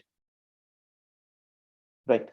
Okay, this is again a very interesting thing. And oftentimes YouTube actually has something called a feedback loop also. I understand some of you actually mentioned this also, how machine learning learns from feedback. So oftentimes machines don't predict correctly, and what we do is we can also provide what we call the feedback loop. If you don't like a particular ad, you can go to the particular ad and you can actually prefer. Because if I'm watching a video on OpenAI and GPT powered, and there's an ad that comes in on Gokul Dham, you can probably try to give feedback and say not relevant. And this is how YouTube learns in the process. Just wanted to give you a little bit of background how, as users, we can also give feedback. I'm sure you have come across these things, right? Where you give feedback to the system and the system learns on the basis of that feedback also. Okay, wonderful. Okay, let's move on. Surveys are also asked, exactly. Video surveys are asked for YouTube to figure out things. Yeah. Okay, great. I think we've talked quite a bit about personalization here. Let's look at the next problem. And this is pretty much what we looked at, content-based collaborative filtering. These are the two main things that we talked about. Now we're going to be talking a little bit about one more very interesting approach, which is basically referred to as the auto subtitle generation based approach. I think just to kind of talk a little bit about how that system works out. I'm sure everybody has seen auto subtitle generation. So this is pretty much what the system is about. So you can just turn on captions in the platform. You can turn it on. And what is YouTube doing technically is they're basically using speech to text. Okay, they're basically using something called speech to text. And the technology is something very similar to this. I'm going to just demonstrate this live for you in Microsoft Word. Microsoft also has this kind of a speech to text capability. And the whole idea is that Microsoft will real-time, these kind of models will real-time convert whatever I'm speaking to text. You can already start to see I'm speaking something right now. It's going to real-time convert whatever I'm speaking to text. This is exactly how the caption generation actually happens. Now, technically, what is happening behind the scenes? Technically, since I've discussed machine learning, what is happening technically? You would have already trained the machine with a lot of historical data. You would have trained the machine with lots of historical data that, hey, speech like this corresponds to text like this. Speech like this corresponds to text like this. Speech like this, audio patterns like this correspond to text like this. The machine would have learned. And now when I'm giving a new speech pattern, when I'm speaking live on the platform right now, see how it is converting that to text. This has a lot of other interesting use cases. I think in Zoom also has auto captioning. We have WebEx, Microsoft Teams, Google Meet. Google Meet also has auto caption, not you, but Teams has it as well. So they have auto captions where you can. This is basically the idea of auto captioning. So just wanted to kind of clarify. So the same use case that YouTube is having is being used across multiple companies. Not only YouTube is not the only one using it, but speech to text is basically the thing that is being used behind the scenes. Okay, just wanted to give all of you a general understanding of that. We talked about one more very interesting use case in YouTube on content filtering. Like, let's say this is a video by OpenAI. It's a good video. Now imagine in this video somebody comes and starts posting some nonsense, this, that. Obviously, YouTube, as the creator, EO, whoever the creator is, they want to engage a good conversation, right? So they want to ensure that the conversation is a good conversation. So how do you ensure that those kind of comments are filtered out? What kind of a model are we using there from a machine learning perspective? What are we doing there? It's using NLP. That's right. So we're talking primarily about content classification, a sentiment analysis kind of a model. A classification kind of a model where we are once again looking at the different features of the text. We are looking at the different features of the text. So whatever comments we are using, we are looking at the different features of the text, and on the basis of that, we are trying to figure out whether the content is abusive content or not. So this is like the input-output X-Y combination that I wanted to clarify. So always look at this idea of the X-Y analysis. So X is the input, Y is the output. You're trying to train the system with lots and lots of X-Y combinations. So we are feeding lots and lots of input-output combinations to the system. We're telling we're teaching the machine the same way that we're teaching the small kids that, hey, comments like this are abusive. Comments like this are not abusive. This is the training data that we are feeding the system. Comments like this are abusive. Train the model on the basis of this. Excuse me. And next time I give you a new comment, next time there's a new comment coming live on the YouTube platform, the platform will predict is it abusive or not. This is a simple way how machine learning is technically used for solving this particular problem. Now, I understand many of you might imagine that, sir, we are talking about text data. So comments is also an example of text data that we have. So how do we handle text data in this particular case? Well, we have to go back and convert that into a structured format, something like a bag of words or word counts we can go back and use. And that's a bit of a technical discussion once again, how we handle text data. But what we do is we consider word counts in that particular case. Correct. As Anish rightly says, it's a bag of words and all that we use technically. But this is the big picture overview in terms of how YouTube uses this kind of an analysis. Another great thing that can be potentially done, some of you mentioned about sentiment analysis. We can also potentially go back and look at some kind of a sentiment analysis model. This is also a classification model where we can say that based on the comment, I want to predict the sentiment. Okay, based on the comment, I want to predict the sentiment. So we want to say that, okay, comments like this are sentiment positive, comments like this are sentiment negative, and comments like this are sentiment positive. And next time there is a new comment, I want to predict what the sentiment is. And this kind of a thing has tremendous ramifications in the world of social media, and YouTube also as a platform where as a content creator, you want to engage with your audience. You want to figure out what are people talking about, what kind of comments are people giving. And if I can get a general idea that, okay, for this particular video, people are typically on an average commenting positive, then I'm getting a very good vibe about this particular video. But let's say if I go to a different video and if I see the comments are all negative, then I get a very good vibe as to what's happening there. Okay, so that is the general idea. I'll give a live use case of this thing. Let's say we are having this wonderful webinar right now. I'm very sure people are liking the webinar. But let's say we are after the webinar, we'll basically tally all the comments, okay, and we'll run some sentiment analysis on that as well. We can do that, right? So we can go back and take all your comments, the entire live transcription of the meeting, which we can.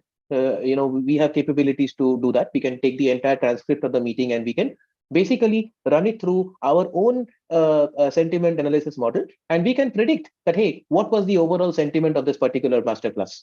What kind of things that people typically talked about? Was the sentiment generally positive? Was the sentiment generally neutral? So we can kind of predict that as well. There are a lot of amazing use cases of using this particular sentiment analysis model. Okay, this is just one more technical use case I wanted to talk about. And finally, we also talked about the idea of copyright infringement, where we are again looking at the different features.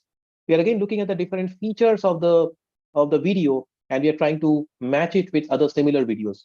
Copyright is right at the cornerstone of what YouTube is trying to do, because obviously if creators are not safe, if creators think that See, we have lots of examples. I think on a lighter note, you have a lot of cases where somebody uploads something and another creator, they will simply, what they will do is they will, they'll simply download the video and they'll simply make some minor modifications and they'll upload the same to same video, copy paste. But that is not a good thing, right? So YouTube is placing a huge amount of importance on what we refer to as content thing. And just to give you a little bit of understanding, YouTube actually uses something called content ID. I've basically got a small link I wanted to share with the audience. Technically, YouTube uses something called a content ID. The concept is very simple. So copyright owners, they use content ID, and this is YouTube's automatic content identification system. So against every content ID, against every video, the features of the video are basically stored. So I was talking about this in the beginning of the class, right? How YouTube is taking so much of time for processing the whole video. These are all the features YouTube is storing. Against each and every content YouTube is storing, what is the runtime, what is the duration, what is the genre, what is the bit rate, what kind of objects were contained in the video, what kind of things were talked about in the video, even the speech is getting saved. There are thousands of features against that particular video we are storing. And on the basis of that, we are trying to predict what the this thing. This is how we are actually trying to figure out. Okay, so this is a wonderful use case once again. And you can see if the content ID finds a match, then we can either block the video and things like that we can basically look at. Okay, these are some wonderful use cases I wanted to share with you. I think that pretty much wraps up pretty much almost all the use cases I wanted to talk about. I don't want to get and I hope at this point in time, people in the audience, you have a very good understanding of the entire stack. Maybe I just want to take a minute of your time here to talk a little bit about the AWS stack also, just in case people know about the cloud. So YouTube will be using the cloud in a big way. And obviously, we have got lots of services on platforms like AWS. Don't want to talk too much into that, but these are some of the ways how all of these things will be implemented. Now, what we have talked about in the session today have been general concepts, but at something at YouTube scale, how will they go back and implement these things in the real world? Can you use a normal laptop or can you use a normal PC to implement these things at that such large scale? Obviously not. So there we are talking about hardware. All this while it was about algorithms and software, methods we were discussing. Now coming to the hardware, YouTube will be using cloud. And obviously YouTube is a Google company. So right now I'm showing you something called Amazon SageMaker. Amazon AWS is Amazon's cloud. Similarly, for Google, we have got something called GCP, Google Cloud. So there you get infinite scalability, literally, and you can go back and you can deploy your machine learning models, and all those things can be done. So that gets a little technical into the cloud aspects and all that. But just wanted to give you a feel that okay, all these things you're not actually doing locally. You're not going to install some software locally and work on it. So all of these things you'll be doing on platforms like AWS or like Google Cloud Platform. Okay, and in AWS particularly, some of the platform that we'll be using is something like a Amazon Comprehend. This is just one example of a platform that I wanted to just show you. Okay, so Amazon Comprehend is basically a platform where you can kind of just give it some text, and it can do a real-time analytics of your text. You can see right now.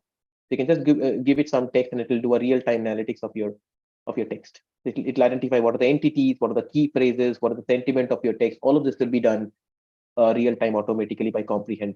There is also something very interesting called Amazon Recognition. You can also look at this service as well. Later on, people who use AWS, you can try this out. So we have something called Amazon Recognition where you can just upload some picture, and Amazon will basically automatically identify the properties of the picture, the properties in terms of what are the foreground colors, what are the background colors, all these things it will do. It will also do image moderation. When you upload some picture, Amazon will predict whether it's a adult content or not, and Amazon will predict whether it's an adult content or not. So Amazon will go back and do its own moderation things, and it will also go back and even do something called PPE detection, where you will upload a picture and you try to predict whether the person is wearing a mask or not. Okay, so these are all examples of machine learning, but just wanted to show you that on the cloud, you can actually implement things at that scale, right? So whatever I've been talking about conceptually and generally in the session, you will be implementing these things on the cloud as well. Okay, all right. So with this, I think we'll be basically coming to the fag end of the technical session. We've got a lot to go right now, and at this point in time, I'll also be giving over the control to Mr. Vikas as well. And we'll be walking you through, and we'll be taking you to the next phases of the session, which are equally exciting. And I'll be here all through. We'll be having a Q&A also with all of you at the end, and we'll be getting to the next phase of the session as we speak right now. Yeah, over to you, Awesome. Mr. Vikas. Yeah. So yeah, thank you so much, Sayan. I hope you guys had a really wonderful session. So I was really hooked to this session, even though I knew most of this stuff, but this was like really illuminating. I hope everyone really found it useful. So kudos to Sayan. And one interesting thing about Sayan, you guys might not know that he has been a consultant with really good great giants like Intuit and Walmart, and he has also been a long time instructor with us. So if you want to learn data science, so please enroll in our AlmaBetter program, and you can hopefully find Sayan taking your classes. So all right, guys, so what we'll do next is we'll just play a short quiz based on what we have learned so far, and then I'll give you a basic AlmaBetter program walkthrough, and give you the walkthrough of the platform as well, and we'll discuss the curriculum and things in slight detail. So probably will take around 10 minutes at max, and then we'll be open for a Q&A session. All right, guys, so I'll go ahead and share my screen. And just excuse me for a second. And cool.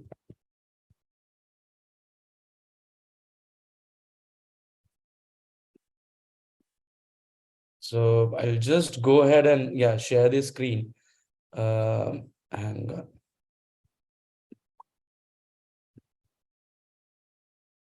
I hope you guys are able to see my screen. And so hang on.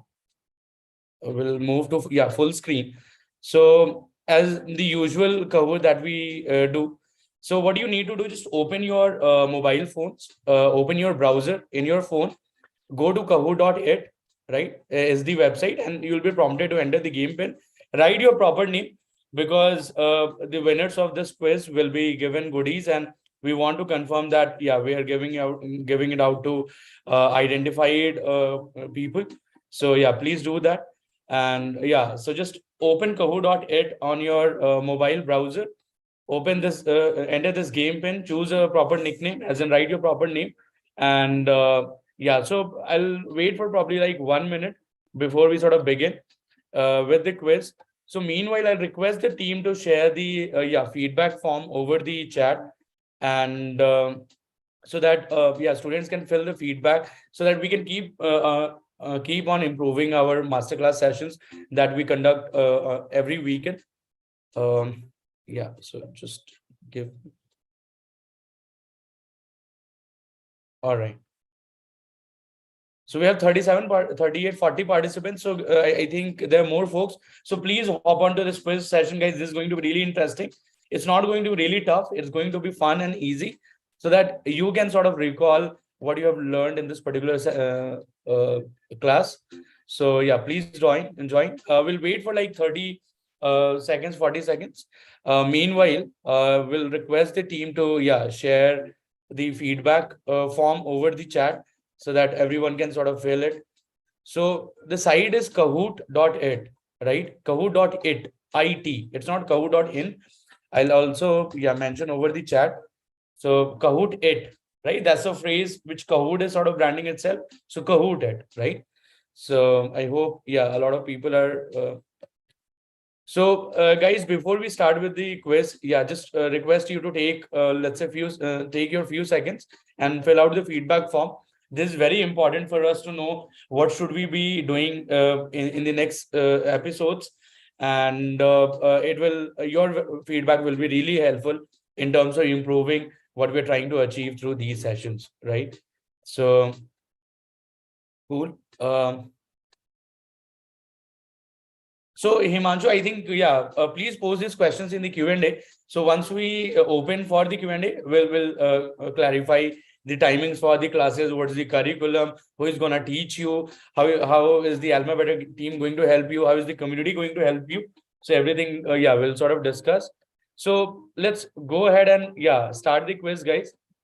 So this is the first so this is a Kahoot, And of course, the masterclass is how does YouTube use ML to personalize your experience. We in fact talked about also improving your experience, not just in terms of personalization.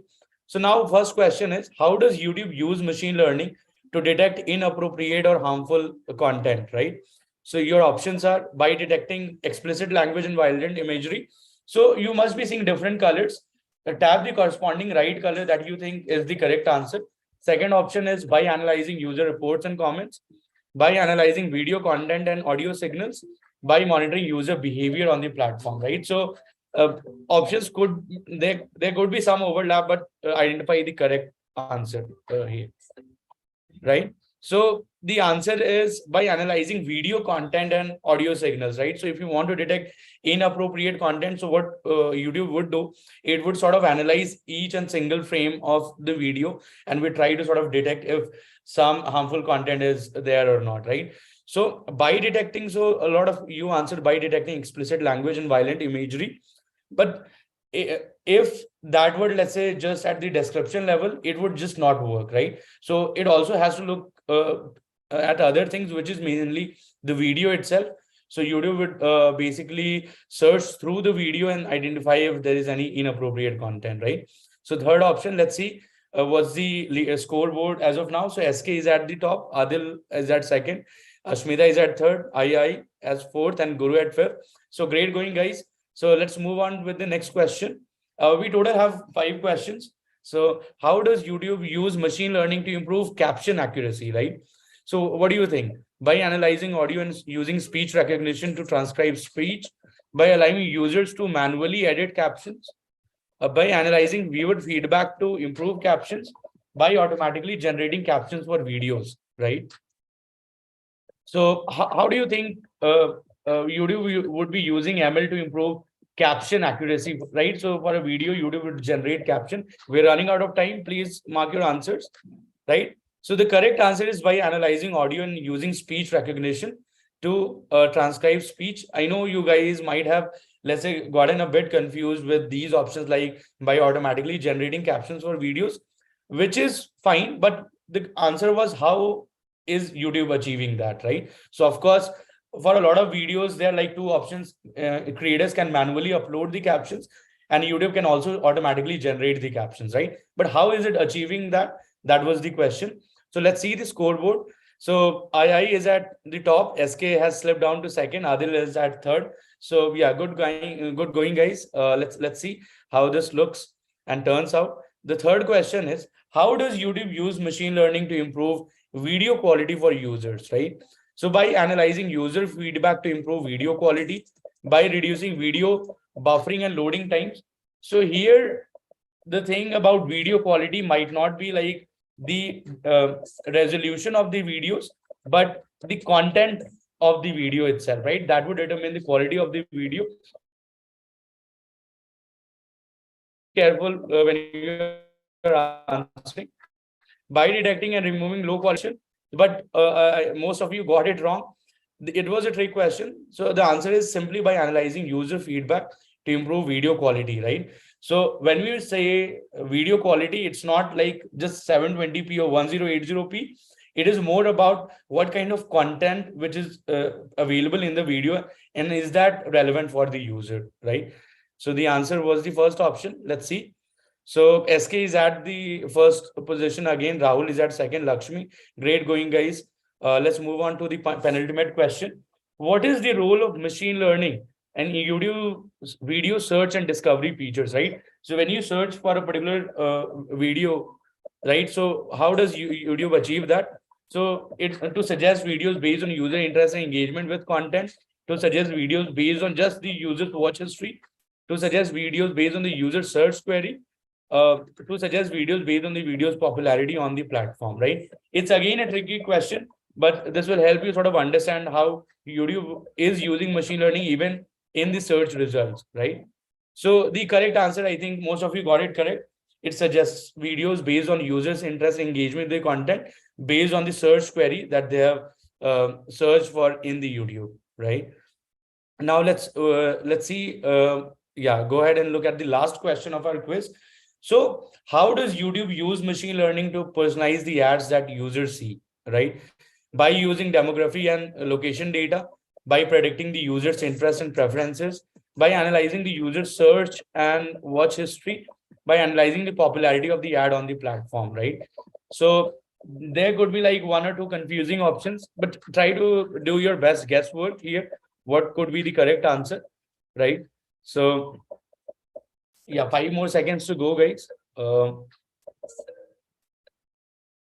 So the correct answer is by analyzing the user search and watch history, right? So depending on what is the user usually search for and what's their watch history, depending on that, YouTube would sort of show you those relevant ads, more or less, right? So so let's see the podium. So at third we have SK, great. Let's see who's at the second. We have Rahul, awesome. And let's see who is the topper of the quiz today. And it's Sudhish. So congratulations to the winners of this quiz. And in runner-up, we have Sudip and Lakshmi. So congratulations, guys, for doing so well in the quiz. So we'll share the goodies over the email. So you'll be getting something really surprising in your email box. So please watch out for that. And all right, cool, guys. So we had a really fun quiz, and I know this might have been slightly confusing because there were like some comparable options, but we were trying to get to the really exact bit, right? There could be like some mechanism which YouTube might be using, which were like based on the other options, but we really wanted to focus on a single major option. All right, guys. So yeah, thank you so much for doing so well in the quiz and participating in it. So now I would like to take this moment to talk a bit about AlmaBetter.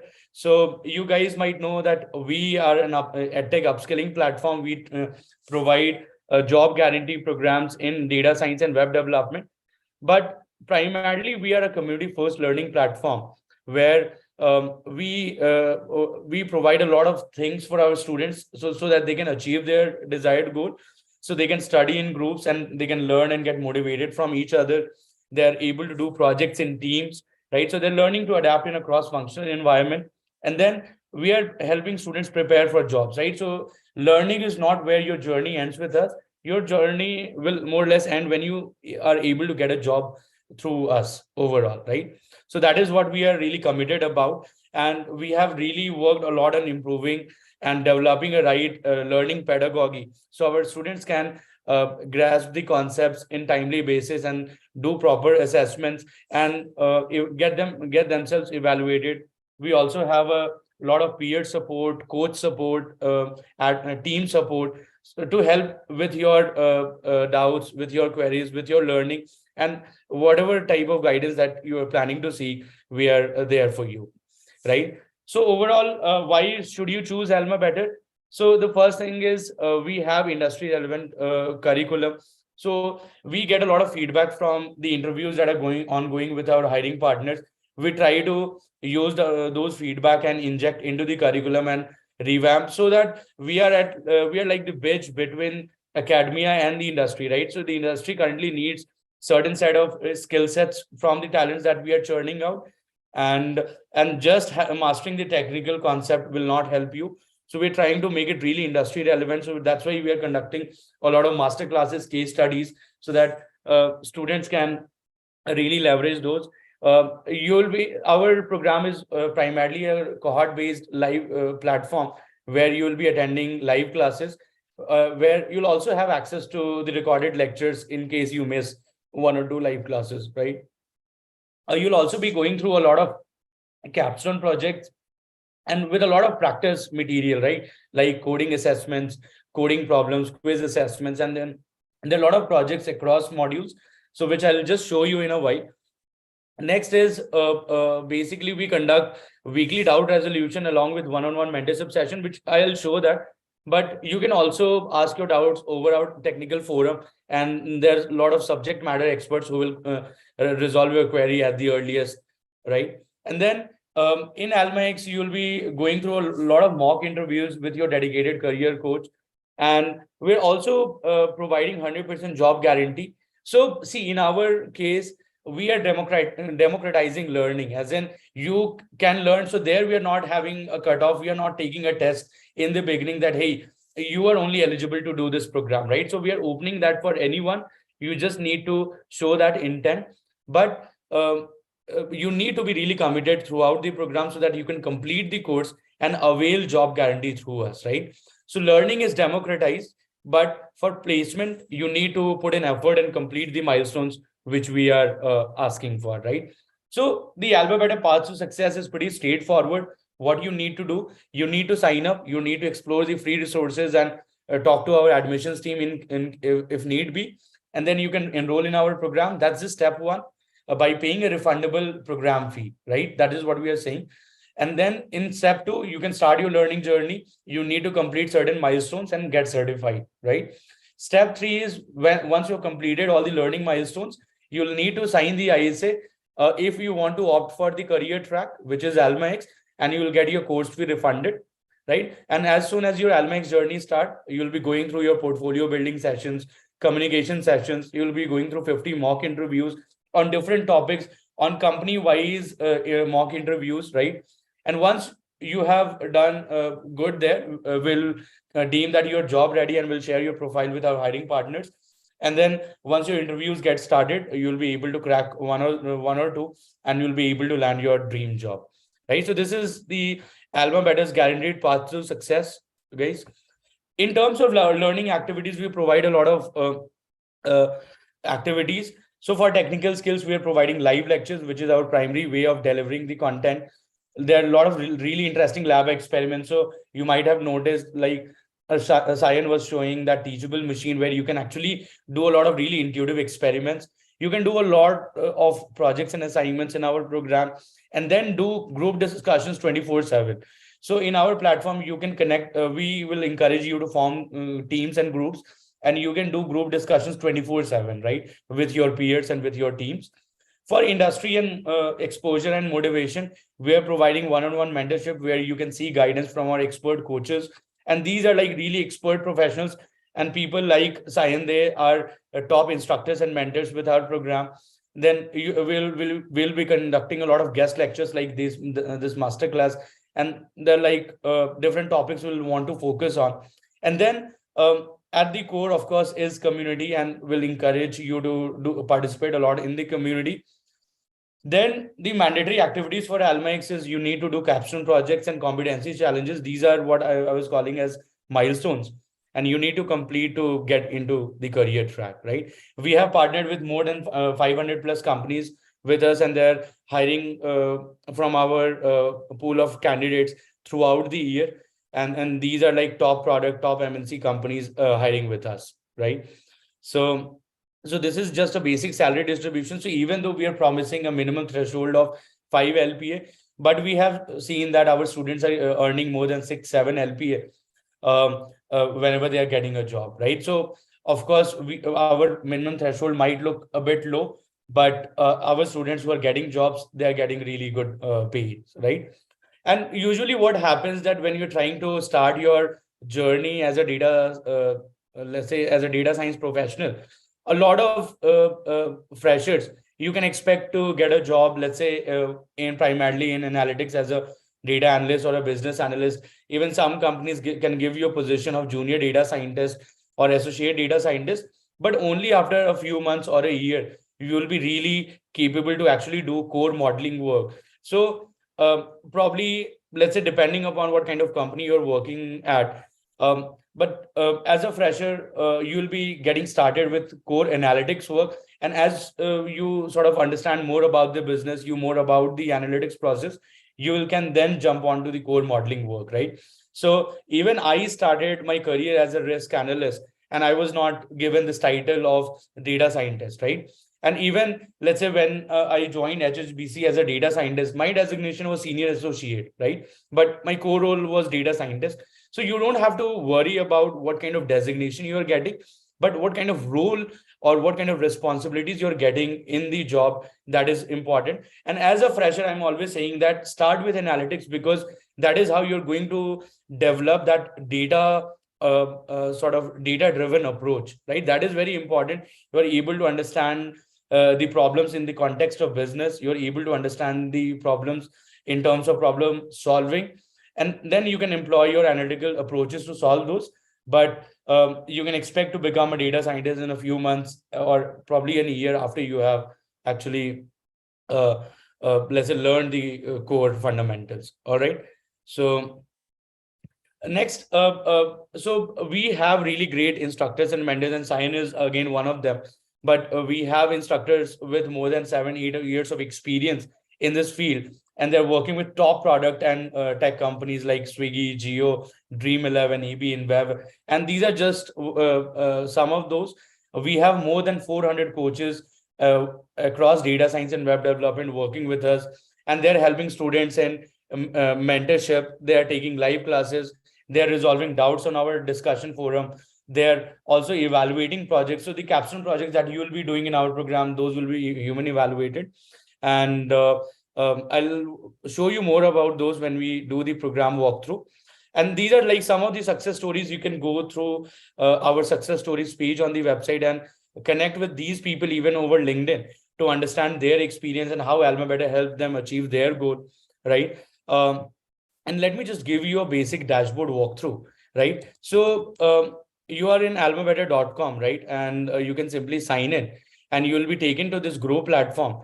And this is the view that I'll get if you that you'll get if you're an enrolled learner with us, right? So here you can see like this is the program. So I can click on this, and here you can see the curriculum for our program, right? So recently we have done a slight change, is we have sort of segregated the modules within different tracks. So the first thing that you start with is the orientation track. That is where we try to help you orient for the program, because it's not a very short term program. The program will last for, let's say, 6 to 8 months. So you'll be learning about how what are the things you're going to get in the program, what is going to be your journey, and then we'll be prepare you for basic aptitude and basic communication, so that you can feel confident about learning the next bit of stuff. Next, we'll talk, you will be learning foundational modules such as Python for data science, where you'll be learning all the important concepts in Python. And then especially libraries like Pandas, NumPy, Seaborn, Matplotlib to do exploratory data analysis, right?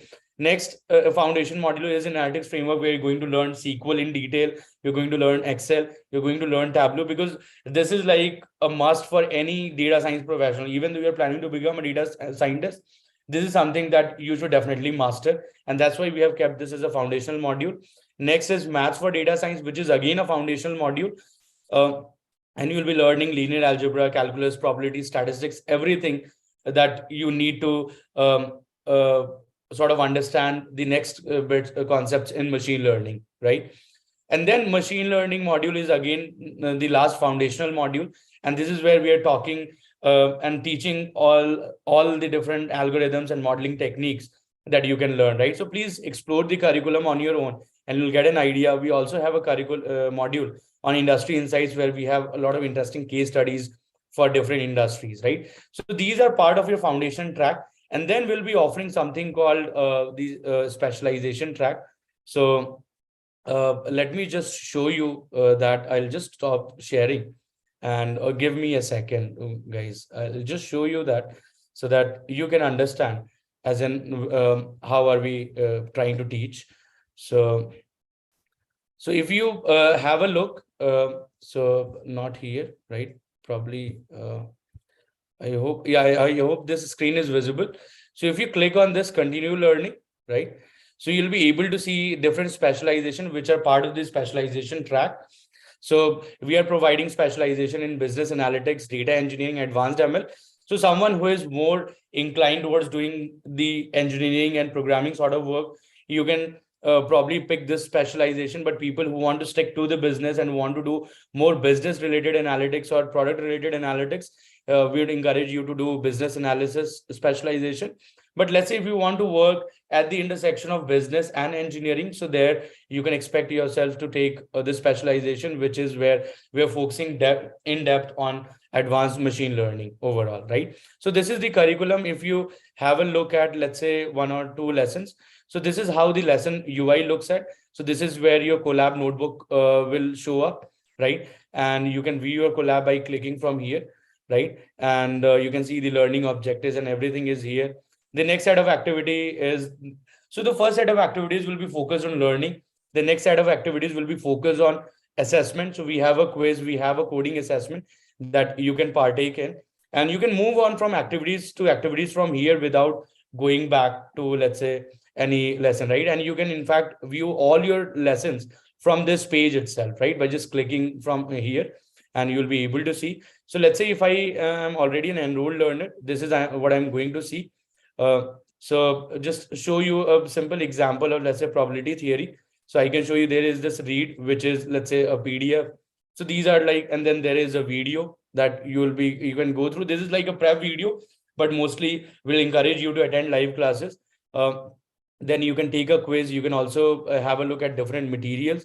And then furthermore, we have a lot of interesting experiments that you can actually play around with. So you can do a coin toss 100 times and see what's the expected probability of head and tail, and compare that with the true probability. So these are like interesting experiments that we have designed so that you can understand these technical concepts with a lot of fluency, right? Then there's a discussion forum associated. I think, hang on, let me just share my screen again. So there is a discussion forum associated with each lecture, with each lesson, in fact, and you can go ahead and post a topic. So, and our team of experts will try to resolve your query at the earliest, right? So you can go ahead and post a topic, right? And you can submit your proof, and you'll be able to follow your query in the forums, more or less, right? Then you can also provide feedback so that we can keep improving upon the content and all. All right, so this is more or less the curriculum, guys. There are a lot of practice materials that you can do. So there is a coding problem, Armstrong reward, and I can simply run this code and I'll be able to see some output. For data science, we are supporting both Python and SQL. So in our case, let's say I enter some input, and I'll probably see, okay, this is an answer. So it's saying that, okay, this number is an Armstrong number. All right. So you can sort of see all the coding problems from here and try to solve one by one. You also have coding assessments, which are again bundle coding problems, and these are important. If so, there is, let's say, this coding assessment on SQL. So there will be 5 questions, and you will need to complete this. You can see your submissions here if you have done, and you'll be seeing your ongoing assessments. So if you have completed, let's say, 2 problems out of 5, you'll be seeing them here, and you can see you're completed.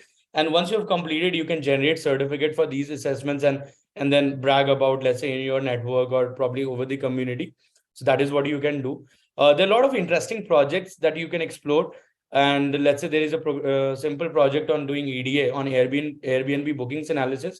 You can read the project description. You can see the evaluation criteria.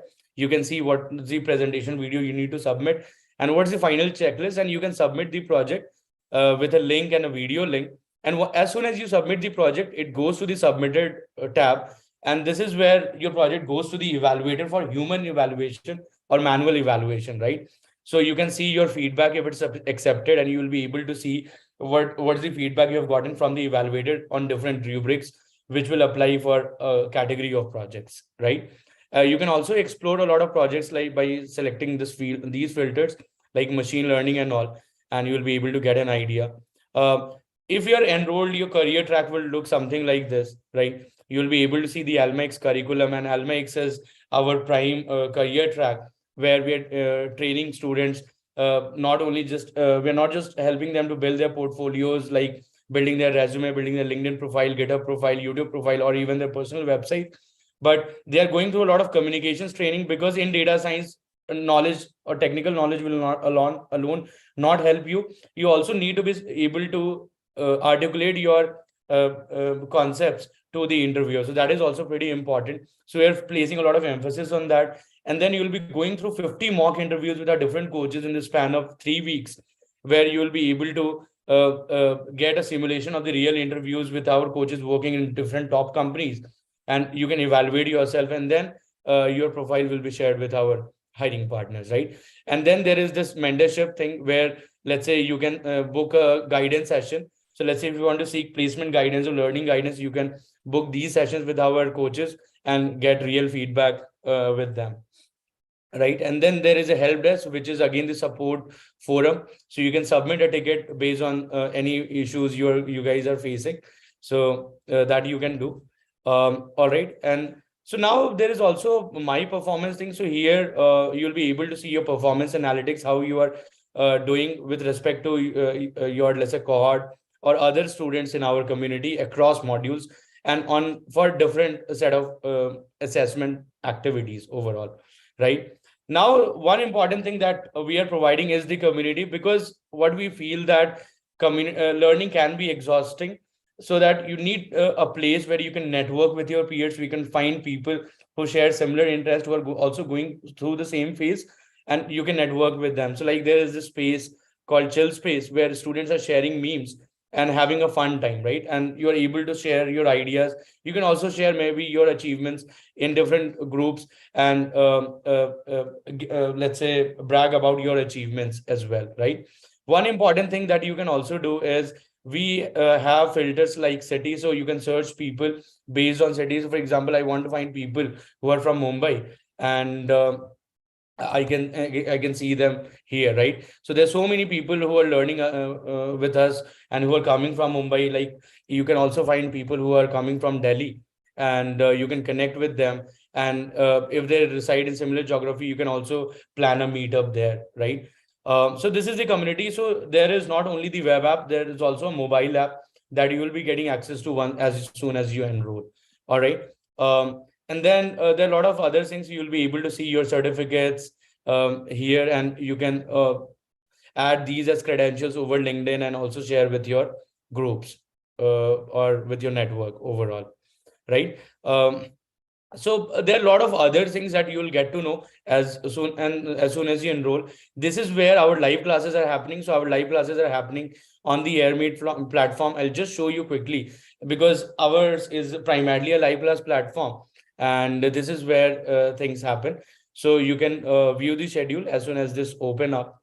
Hang on, yeah, just give me a second. So this takes a bit of 1 or 2 seconds to load. So now here you are into your cohort event. So you can view your schedule for all the classes that that are planned for your cohort. So you can watch the replay. Let's say if a particular session has been conducted, and all the chats Q&A, they are sort of intact, right? So that is very important. So if you have missed, let's say, one particular class, you can have everything available when you click on watch replay. For the new sessions, like this is an upcoming session, I can simply bookmark and I'll not be able to miss, because I'll be getting reminders. Also, there's one interesting thing is the lounge. This is where we are creating teams. So let's say my team name starts with data, and let's say this is my team, which is data clan, and this table is available for our teams 24/7, right? So I can join this table and start doing audio, video, screen sharing conversations 24/7, right? So there's no limitation that, okay, you'll only be able to interact in these particular hours. So once you have formed the team, you can connect with your peers 24/7. So that is one very important facility that we are giving to all our learners, so that they can stay connected with the community, they can stay connected with their cohorts and their peers, and keep on learning, right? So we don't want you to feel that you are sort of alone in this journey, because that's not the case totally, right? Of course, you will expect some commitment and motivation from you, which will come from your inner drive, but your peers are there to help you, your community is there to help you, your coaches are there to help you, and our AlmaBetter team is also there to help you. So you don't have to feel alone at all, right? So that is what we are providing. And so this was the basic simple dashboard walkthrough. One important thing I just wanted to share as a surprise. So we you can use this coupon code YouTube 35 on the payment page when you're trying to enroll, and get 35% off, because I know you guys have persevered a lot, and this has been sort of over 2 hours. But thank you so much for, let's say, tuning in till this moment. So please use this coupon code to get 35% off on data science enrollment. So you can get the details of that on the payment page. So I'll just give you an idea as in how you can do that, and I'll quickly share that with you. So hang on, right? So just give me a second. I'll just, yeah. Uh, so I hope this is, yeah, visible to you. So let's say you're trying to enroll, what you can do.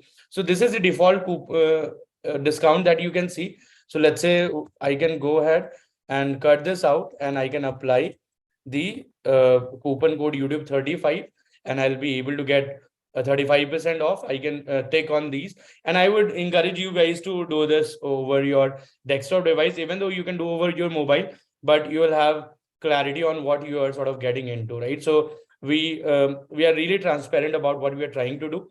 So yeah, please do that and you can go ahead and enroll. All right. So now what we will do, we'll be opening up for the Q&A, and we'll take like 5 to 10 minutes to discuss the questions that you guys have shared, and we'll take one by one. So there's this question on, can you explain AlmaX program clearly? So again, as I mentioned, AlmaX program is going to be like 3 months intensive program where we're going to help you build your portfolio. Portfolio means your resume, your LinkedIn portfolio, your GitHub portfolio, and that can also be your personal website. Once that's done, you're also going to go through a lot of business communication training, and apart from that, you're definitely going to do 40 to 50 mock interviews with different coaches so that you can prepare really well for the jobs. And these will be focused on companies and industries. So this is going to be really intensive, and uh, this is like a premium track where, let's say, the learning is more or less accessible to everyone. But as once you complete all the learning milestones, you will be eligible to get into the AlmaX track. And this is, of course, optional. We are not forcing anyone to enter the career track. If you think that you can get a job on your own, that's brilliant. But let's say if you need any help, we'll see that are you eligible to get into AlmaX. The eligibility simply is you need to complete a single capstone project in different modules, and then you'll also be required to complete certain competency challenges which are placed in different modules. So in a single module, like let's say Python for data science, you'll be required to do one EDA project and 3 competency challenges, right? So 4 activities or 4 milestones you need to do overall to qualify for the AlmaX, and that is of course at module level. So you need to do some similarly for all the modules, which are again foundational modules. I mentioned Python, analytics framework, maths, and machine learning, right? So if you complete the competency challenges and the projects within in these modules, you will be able to get into AlmaX. All right. So I have answered this question. So, sir, when the capstone project will be evaluated manually, so usually the time to evaluate your capstone project is around 3 to 4 days. But max, you can expect that your project will be evaluated within a week, and you'll be able to get the proper feedback, right? So I hope that's clear. So, sir, could you please give some tips on cracking the AlmaX program? No extra tips. You just need to be consistent. You have to show up to all the classes every day. If you are able to miss, if you are not able to attend any class due to some job commitment or academic commitment, you can go through those lectures later. But be consistent in your approach. Your perseverance will take you to the places where you might not been able to sort of realize, right? So be consistent in your approach. Try to understand what is being taught. Seek guidance from, let's say, your mentors. Network with your peers. Interact with the smartest folk in your community and get an idea how you can take help from them, right? So this is the feedback that I would give, Shivam. All right. I think we can take a few questions which were around the technical bit. All right. So do you have questions, as in Sayan? Have you seen any question which were around the content of this masterclass? I believe as and when people have asked, we have answered those questions. Okay. But guys, if you still have any tech questions, please do Right, let us right. know. Please, yeah, Absolutely, you pose can them. always let But us know. Yeah. totally, totally. So is this Yeah. course preferable if I'm wanting a career in AI? Definitely, right? So let me just dispel some jargon for you guys. See, overall, the artificial field of artificial intelligence is pretty broad, right? And within that sits the field of machine learning, right? So simple robotics can be called, let's say, AI, but it's not truly machine learning, right? So machine learning is a domain within AI where, let's say, the AI is expected to improve and improve its learning and keep learning as time progresses, right? So, and then within machine learning, you have deep learning, and then data science is sort of a field which it sits at the intersection of multiple things, right? So one is, let's say, your mathematics, which is, let's say, statistics. For this case, computer science and business domain, right? So data science is a field which sits at the intersection or the confluence of these major disciplines, and that's why it's such an interesting field overall, right? So first of all, you need to understand as in what are these even jargons about, right? So people use those interchangeably, so so you don't have to get confused overall. So you can definitely become let's say AI professional if you do our data science program. So there's no question about it. All right. Uh, how much mathematics we need for this course? Pretty straightforward. You need to master basic probability, basic statistics, and very basics of, let's say, your calculus and linear algebra, which you might have already studied in your 11th, right? So even if you have forgotten, we'll do a basic revision and you'll be sort of at par with that, right? So basic probability, basic statistics, and basics of linear algebra and calculus is enough to is all the mathematics that you'll need for this course. All right. What is the difference between capstone project and real-time project? So in our case, we give time to our students to do capstone project. So you can do, maybe take, let's say, a week to do a capstone project, and then you can submit it for evaluation, and you'll get the evaluation probably within 4 to 5 days at max, right? Real-time projects, you can see, you can expect that we will be giving you a lot of mini projects in form of assessments, where you will be sort of auto graded based on your submissions, right? Which I already showed in the assessments bit, right? So I have already answered this. Is chat gpt like AI really concerned for data science and ML? So let me give you guys one thing, right? So of course we have been talking about or hearing about all those new AI tools like chat gpt, and even chat GPT-4 is it has also been published just 2 days back, right? What you need to think is, as a data science or machine learning professional, it's very important that you know what to do, right? What part is the most important part in the life of a data scientist or a data science professional. Now how you want to do it, right? So once you have an idea, let's say, to answer this question, probably I need to join two tables. So if you know what to do, then how to do it, you can leverage these AI tools to get your answer, right? So for example, you can give these AIs prompts like join two tables with this data and with this particular joining key, right? So it will generate the query for you, but what's the query to be written, as in what that you need to supply, right? You need to understand that. So for any field, if you are really master at knowing what to be done, right, and why are you even doing this, then the how part can actually be, you can take help from these smart AI tools to make your work more efficient and productive, right? So Sayan, what's your thought about this? What do you think? I think one of the things that I also mentioned in the beginning was that AI is not here to replace human beings. The whole idea is that if you look at all the use cases of AI, much of the things that YouTube is doing, caption generation, doctors using AI to predict cancer, lung cancer, and all those things, or even self-driving cars, if you see, we're not going to replace human beings, but it's basically making the work a lot more productive. And I think we are still ages away from that process where human beings will completely go away. And the other major reason why that is the case is because machine learning is inherently prone to errors.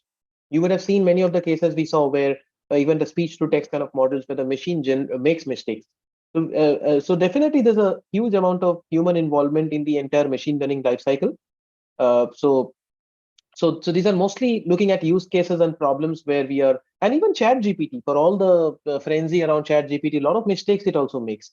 Yes, now the thing is that how can we have some supervision, and how can we build chat gpt around our use cases? Let's say customer support, like customer asks a particular question and chat gpt answers something, and we don't want a situation where chat gpt basically, you know, answers this whole thing incorrectly. On the same lines, I'm going to give you one maybe one very interesting um, so a very interesting this one comes to my mind. I'm just going to quickly share with all of you. Okay, so this is the one actually. Just a minute, guys. Yeah, I think talking about sarcastic tweets, this is the one. And if you basically leave it to AI to decide everything, we might end up in a scenario like this. Like this was a this was a completely automated response that Indigo gave, and you can see backfired. We have a lot of these cases. I'm just sharing one example where you cannot have a chatbot automatically responding to customer queries. Although there's a lot of human supervision that happens here also, like you can see. So yeah. Right. Cool. Thank you, Sayan, for taking that question. So I'm getting a question. If I have data science skills, can I directly enter into Almax? You can do you can do that, Chandu. So what you need to do is just complete the competency challenges and do the projects quickly. So probably you can take a time of, let's say, 2-3 weeks, complete those milestones, and you'll be eligible to get into Almax, right? So we attendance is not a criteria for getting into Almax. So I'm sure you can do that as well, right? So people are asking what is difference between AlmaBetter and Masai School? They are even charging less, right? So one major differentiation that I can tell you is uh, Masai is sort of having the selection test in the very beginning, right? Where you will be required to sign the ISA. So, and ISA is not a simple, let's say, agreement, right? So if they would have terms and conditions like you need to attend 90% of the classes, otherwise will throw you out of the program, right? So they're like very disciplinarian in that approach, and they will only select people who already have that sort of basic aptitude and the required skill sets to actually make sure that they end with the objective that they came into the program, right? So, but if you have this, let's say, even slightest of fear around signing ISA, so AlmaBetter would be a much better option. So there you can do learning without falling into all those regimes of thoughts where you're not very sort of sure about whether this will be good for me or not, right? So in that way, AlmaBetter is giving you a lot of freedom so that you can pursue your learning and improve upon it as you progress through the course, right? So we are not placing any constraints on you need to attend 90% of the classes, even though we encourage that. That's very important, but we are not making it mandatory for our students, and we are not asking them to sign the ISA upfront because that comes with a lot of commitment. So if you want to learn without getting into all these nuances and without having those extra thoughts, please enroll in our program. But now, of course, as soon as you get into the Almex career track, it is going to be more intensive because that is where your success sort of depends on us, and we need to give our best. So we need to mold you in that way so that you can get to your job pretty quickly. All right, guys. So I hope I have answered this question. So the difference between AlmaBetter and Masai, see, both the companies are doing well in terms of delivering outcomes. The only thing is their learning pedagogy. They are already willing to, they are already believing on people who already have that aptitude and merit.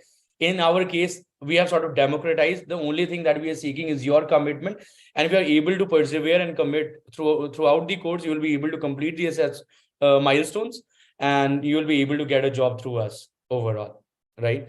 So what is the job guarantee? Job guarantee is being ensured through our career track Almax, where the only requirement that we are seeking is you should be able to complete all the required milestones which are in the eligibility criteria for Almax, right? So I hope that's pretty clear. I have already talked about this a lot. So I hope.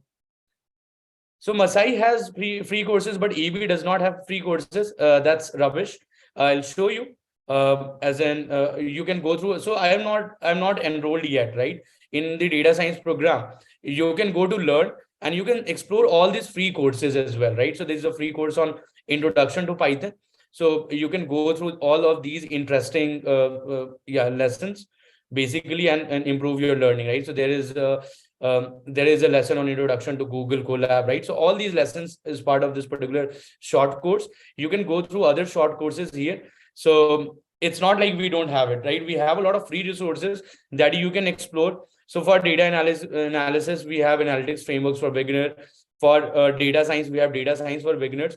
And let's say, just in case, even if you're interested in web development, that you can also do by switching the goal, and you can explore a lot of free resources here as well, right? So in web fundamentals, you can find basics of web fundamentals, like what is HTTP and all. So we are providing a lot of free resources. In fact, as a student, you have access to a lot of free coding problems. So like this one is logged, right? But you have access to a lot of these open problems that you can do and test for yourself. All right. And this is available across data science and web dev. So you don't have to sort of worry, or because we are already providing a lot of free resources, even our projects, right? All our projects are available to access. You can even access the data. The only thing that we are locking for free learners is the project evaluation, right? So, but you can start doing projects even without enrolling. That you can do, but to get your project evaluated, you need to submit, and for that, we are seeking enrollment on that front, right? So I hope you guys are clear on this. So cool. I think so. Overall, so by me, I by free I mean video courses. So I know, yeah, as of now we have text courses, but for there would be free preview lessons in our program, right, where you'll be able to see the video.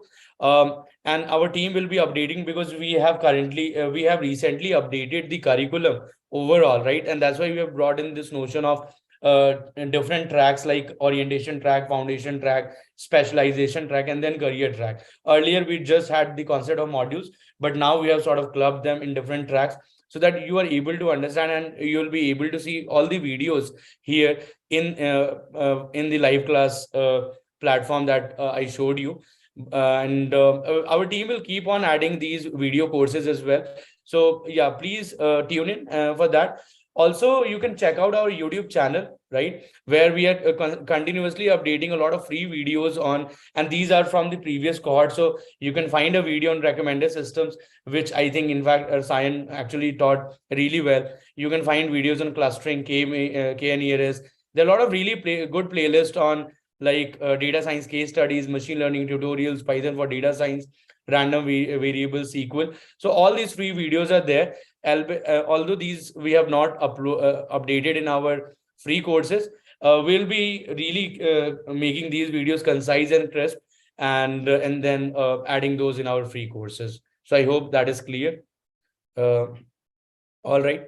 Cool, guys. So I think if you have more questions, what we can do, our team, so I request the team to basically note all the queries and doubts in a place, and we'll get back to you over email, and we'll try to answer each and every question.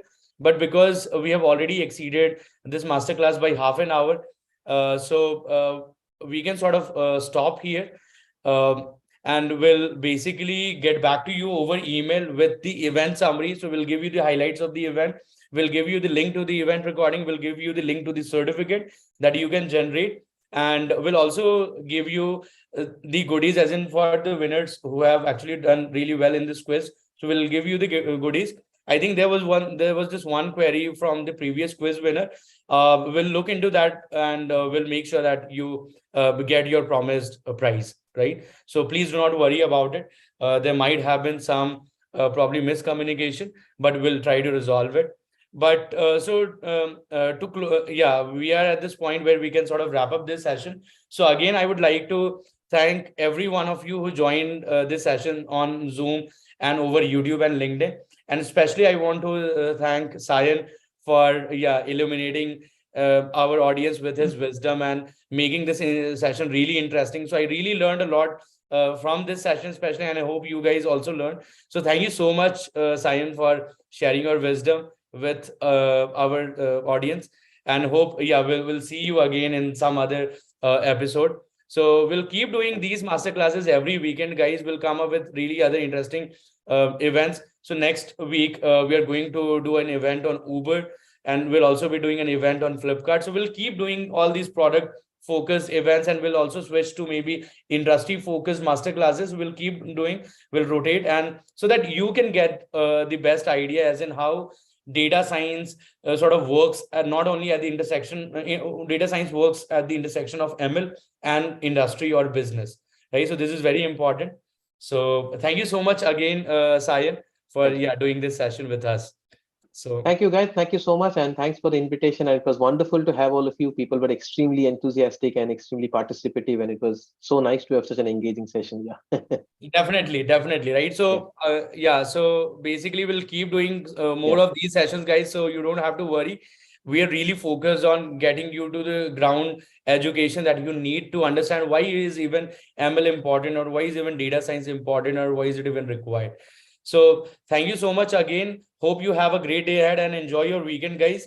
So have some fun time, and please enroll in our course over this weekend. You can this coupon code will only be available until the end of Sunday. So please do that and get 35% off on enrollment fee for our program. If you have any queries, please write to our team. You can also send your queries at admissions@almabetter.com, which I'll just mention in the chat. So please mail your queries if you have doubts which you are not able to clarify. Additionally, our admissions team will counsel you in case you have any queries as such. All right, thank you so much, guys, for bearing with us for this so long, and we'll see you again in the next episode next weekend, and will have a lot more interesting things to discuss next weekend as well. All right, bye, take care, and take care of health as well. All right, bye, guys. Cool.